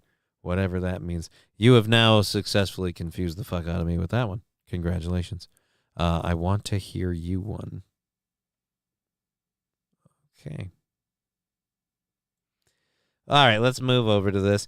A Yankees fan snatches a fly ball from athlete's outfielder, and the umpires rule it a home run. If you are the outfielder, you got to be pissed. Make a cobra come out of its nest, Johnny. No idea what we're talking about now. All right. So back over to this story here. The New York Yankees scored 4 runs in the bottom of the first inning and never looked back in their third straight win, but they got some help from the Bronx faithful. With men on the corners and 2 outs, Harris batter drove a pitch towards the infamous short porch in the right field of Yankee Stadium. Oakland Athletics outfielder J.J. Belde leaped to catch the ball, but he came up empty when a fan jumped in the way. Oh, we've got a video. Here we go. We got, again. I got blood. If you're the Oakland A's guy, you have got to be pissed. You have got to be pissed. But, I mean, you also can't be surprised. Look at all those here, let's fade the chat box off for just a second. Look at all those people in that corner. That one guy over there without a glove, he's got his fist over. He's never going to catch it, but he's smiling wide because he's like, here it comes. My ball, my ball, my ball, my ball. Oh, here we go. Day all over this. Oh, yeah. Who chief of you on a home run call? Wow. Yeah, and the... He wouldn't have caught that anyway. Oh, bullshit. They did not steal that from him. They did not intercept him, this storyline. He would not have caught that without, like... The reason that you got to go take a look at this is because you can see where the fan reaches out.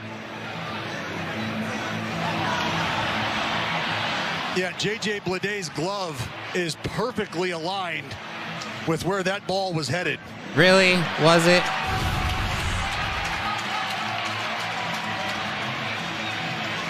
No, it wasn't. Blede timing that perfectly, it appeared, right? I mean... I got Blede all over this. Oh, yeah. No. That ball was heading there. That dude, without those people there, that ball is gone.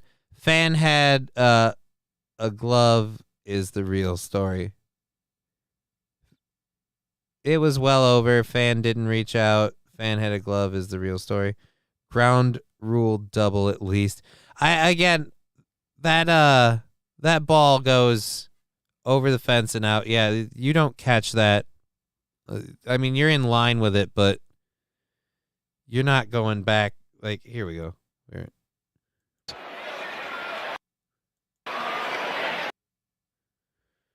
Damn, is 1 second it's there. All right, so the ball is heading in this angle. He is not going to get it, all right? I mean, close-ish. You might wing it, but yeah, you ain't going to get it. Oh, yeah. And then the Kool-Aid man announcing, oh, yeah. Who chief of you on a home run call? Alrighty. So there's our sports talk segment for everyone to need that. He smoked that ball. It's home. Pick that fat bloke up. Okay.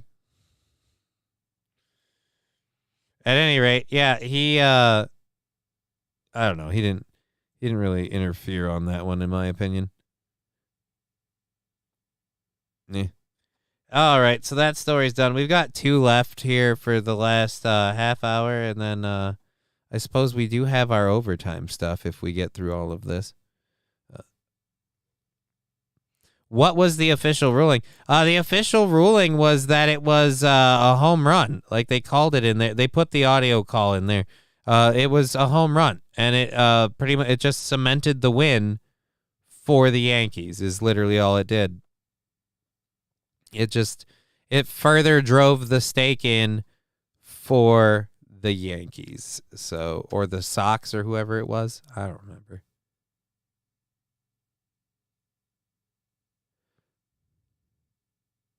Crossed 4 patrons and didn't even care. That's definitely lined up, Johnny. I don't know, man. I was looking at it, and I'm telling you, I don't think that dude catches the ball if the fans aren't there. Like, I don't think that dude catches the ball. I have no idea if he would have or not, but either way, a fan intervened, and that certainly helped the team, the other team, whoever the Oakland A's were playing. I thought they were playing the Yankees. I don't know. At any rate, Eric Adams says for our next... Oh, Pat Sajak's net worth. So we don't have two other stories. That was just a Google search. All right, so we'll have to go into the overtime stuff. The fan caught it over the fence. Get fucked.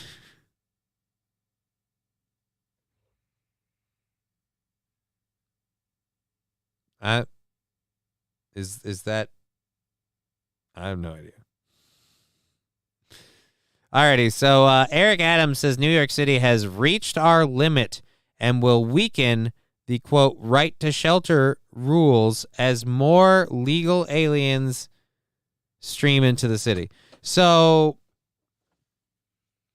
if anybody has a memory that goes back a few months, you might remember when Texas first started saying, we need all this help, this is going on. Yeah, it's legal. No, it's illegal, I think. Illegal aliens. The sports segment is now all over the place. American legal. No. We've reached our limit, and the rules as more illegal aliens stream into the city. Did I misspeak? Did Johnny misspeak after all of this?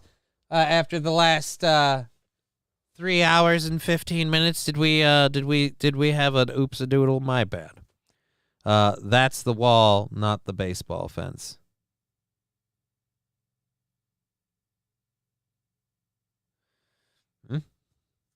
I don't know which one's which. Again, I'm not a huge baseball guy. Immigrants experiencing homelessness. It's a fucking pitch. Fans reaching way out. I don't know. They called it for the They called it for the team, I guess. What are you gonna do? Alrighty. So like I said, the Eric Adams thing, the funny part is when Texas and the southern states were like, we need to do something about this, tonight in the wild world of sports, the American southern border. I mean, we almost should go there at this point. That might be interesting. We'll watch people try to skate through the fucking barbed wire fences and shit. That could be actually kind of fun. Will this one make it? She looks like a chunker. The southern states shut down over this. No, the southern states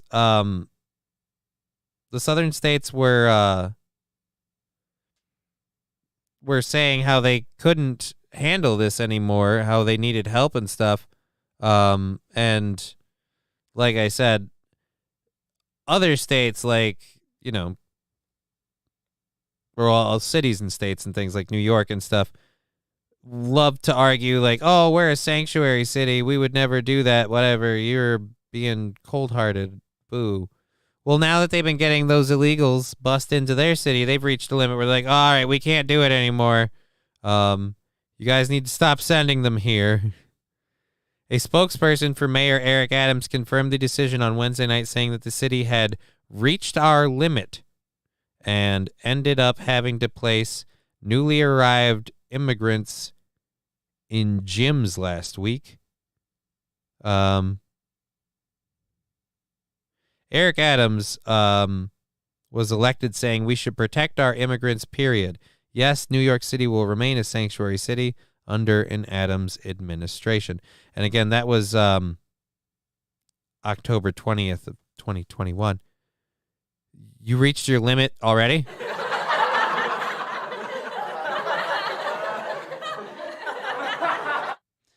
And keep in mind, New York is nowhere near the large influx of people that towns like El Paso and other places along our southern border are hitting. But they, again, have reached their limit. No more private housing for families as mandated by previous rules. No more individualized shelters. New York is just going to cram people wherever they can. Being a sanctuary city has really kind of fucked them up, isn't it?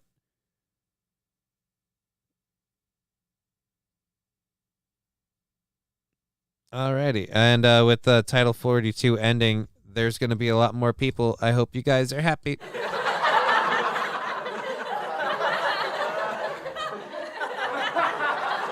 Oh.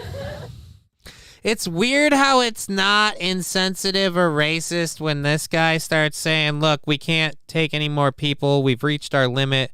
We've got to start changing the rules and, rolling things back. Everyone has reached their limit. It's only numbers. Let's see how many you can count. Okay, PT Salty. Let's go ahead and I don't even want to talk about that. We've been vaguely talking about all that stuff today anyway, so what's another thing on that? Ooh, that's a fun story because that's completely fucked up. So we're going to pull that up. And this one...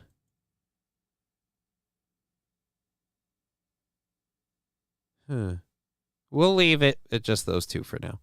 My counter is broken. Oh, no. His counter is broken. Do you have someone to, is it just the counter top or, the counter bottom? I need counter bottom surgery, he said with a voice crack. Oh. If I had a glass over here, I would totally drink some of that Johnny Walker Black at this point. I feel like we should drink some Johnny Walker Black. But I don't have a glass. Not the kind of dude to sip it out of the bottle. Alrighty. Thought the phone was ringing again. Okay, so we have 2 stories left. I agree. Okay. TikTok has a...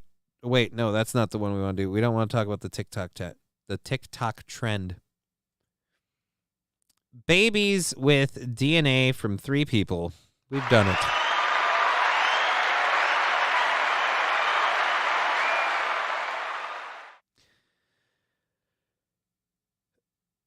Britain's fertility regulator has confirmed the births of the UK's first babies, creating an experimental technique combining DNA from 3 people.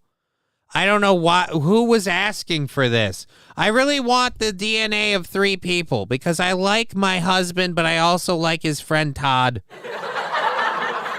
But I don't want to fuck Todd, but I just Brit LMAO, it's BS.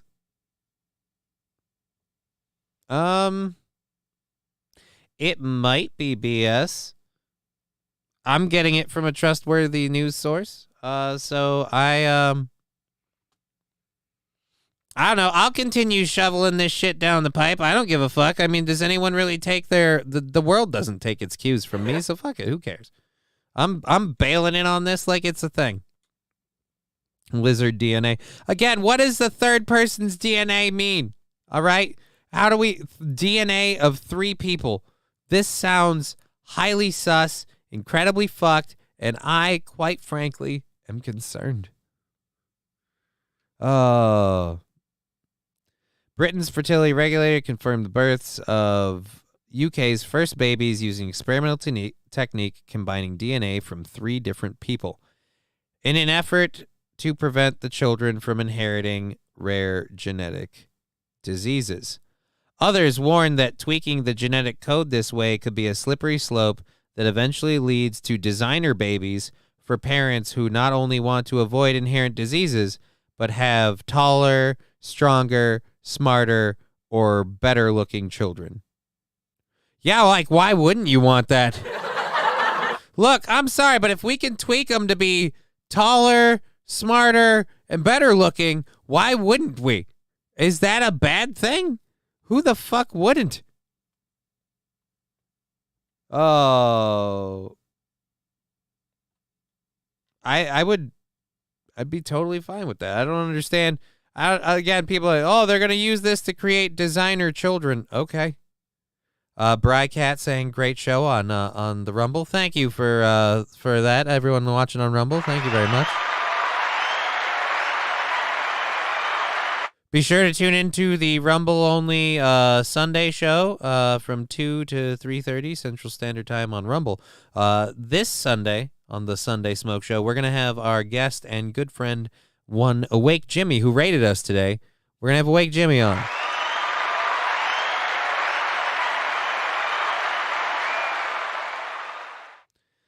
All right. So there we go. Babies with 3. So wait a minute. Is it 2 moms or 2 dads? And if it's 2 dads, if there's... Does at least one of them stay?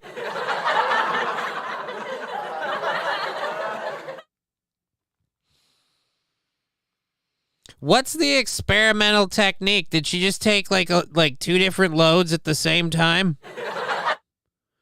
4 somethings. Well, I mean, it's DNA of 3 people, so I'm pretty sure we're only dealing with 3. I don't know how this becomes a thing where that's again, 3 people. What? You're avoiding rare genetic diseases. You know you guys can avoid those by stopping all the inbreeding thing. Like, I don't know. That's zombies. I don't know if it'll lead to zombies. It might lead to okay, mathematician. Dude, they said the DNA of 3 people. As far as I understand, that's not a 4 something. I don't know what world we're living on yet. It's not flat though. So suck it, Owen Benjamin. Okay, so our next story, TikTok trend lands fruit roll-up woes in Israel. Let's full screen this and go like that. Yoink.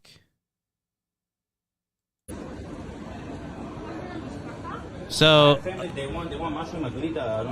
apparently a TikTok trend has gone viral in Israel, which has led to an insane amount of fucking fruit roll-ups being smuggled into the country. That is an insane amount of fruit roll-ups. Was that all from one person? Something went bang. Okay, so let's hear more about this. Health officials in Israel are warning the public about the sugar content of fruit roll-ups after a viral TikTok trend led to multiple instances of the sweet snacks being smuggled into the country. A TikTok trend that went viral in Israel started when influencer Gulnar Gahvami posted a video showing herself wrapping a spoonful of ice cream in a fruit roll-up and eating it with a satisfying crunch. Your fruit roll-up shouldn't crunch.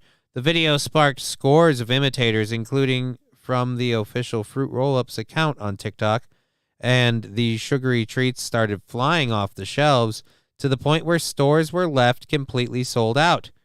The Israeli tax authority, of course, it's about the taxes. We have to...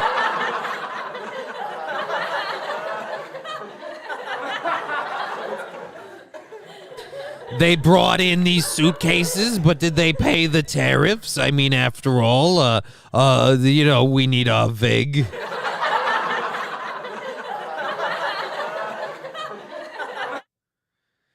Oh, fuck.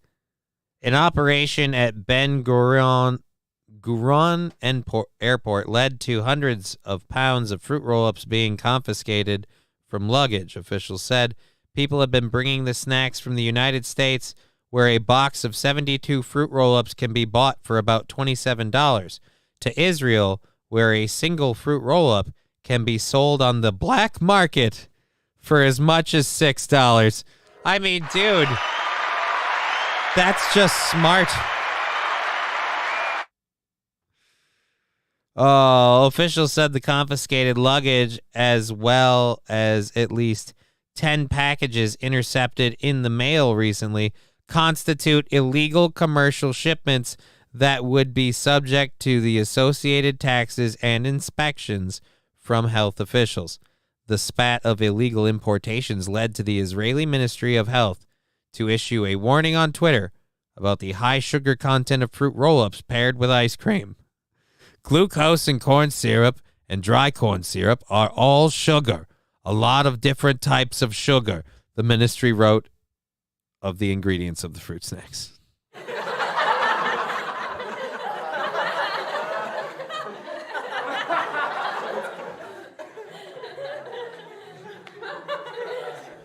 Oh. The ministry shared a recipe for a healthier substitute, cucumber rolls. I mean, are you fucking serious? It's not that it was about health or taste or anything. It was a TikTok trend, and people are dumb. They wanted to be part of the trend. It made them feel alive. Oh, fuck. We're creating people with 3 genes. I mean, I guess I understand why. It seems like these fuckers don't have enough chromosomes. Why not add a few more? What could hurt? Oh, Jesus. Actually, I shouldn't say that. I don't know. Is he not allowed there? They might have oh. Good Lord. I almost want to try and smuggle some fruit roll-ups into Israel right now. It sounds like a fucking gangbusters industry if you can pull it off. Crippled people get away with a lot of shit. I could probably make it happen. Sneak them in my wheelchair. Do they have to start training the dogs at the airport now to start sniffing for fruit roll-ups? Do the dogs have to, like, retire when they get diabetes? Here's Hunter. He's a great dog. He 23andMe, more like 33andMe. Don't give them tips. Give them tips for what? Tracking down fruit roll-ups? I mean, it seems like they're already on it. I don't think, I don't know if you noticed from that video or not, but it seems like everybody is already catching everyone that's bringing in all of the fruit roll-ups. And I love the justification of it, that, of course, the government didn't get its tax money.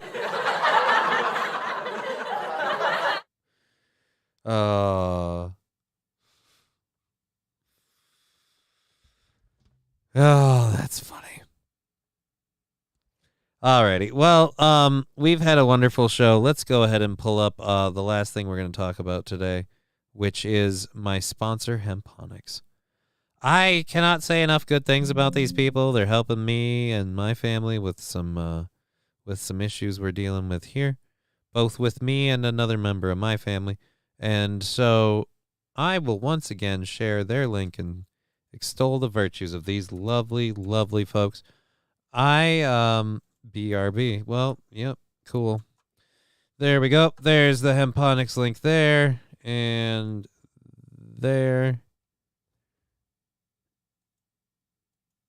and there. Okay.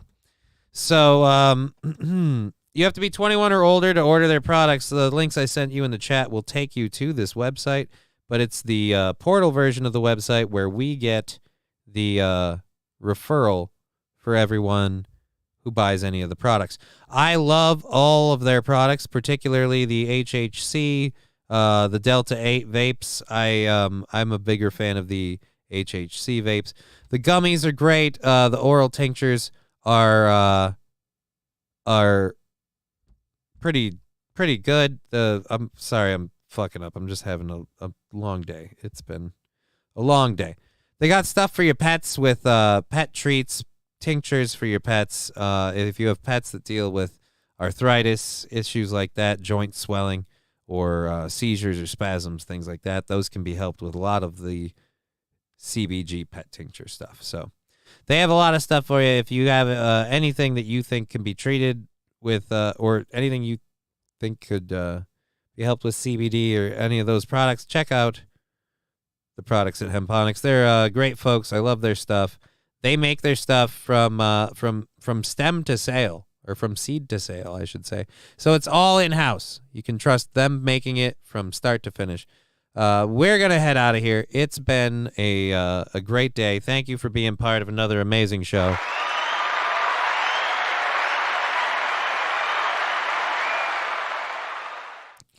And, yeah, we'll be back tomorrow at 2 p.m. Central Standard Time for our Friday show. I'm thinking we're going to do a I'm thinking we're doing a happy hour show. We'll see. Feeling like we should wind down the week with a drink. At any rate, we'll be back tomorrow. Thank you for being part of the show. We've been Johnny. You've been an audience. We'll see you all tomorrow.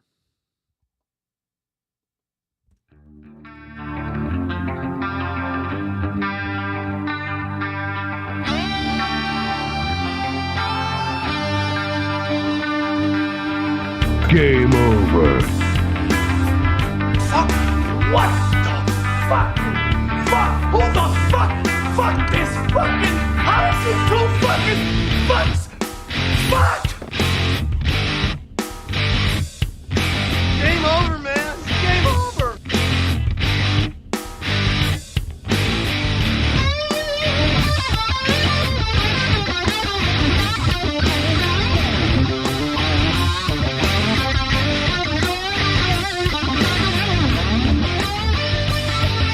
Wait a minute. There's things here. There's trees. There's rocks. There's blood. There's bones. Come on. We'll bless them all until we get versticken. Join me. Why didn't somebody tell me my ass was so big?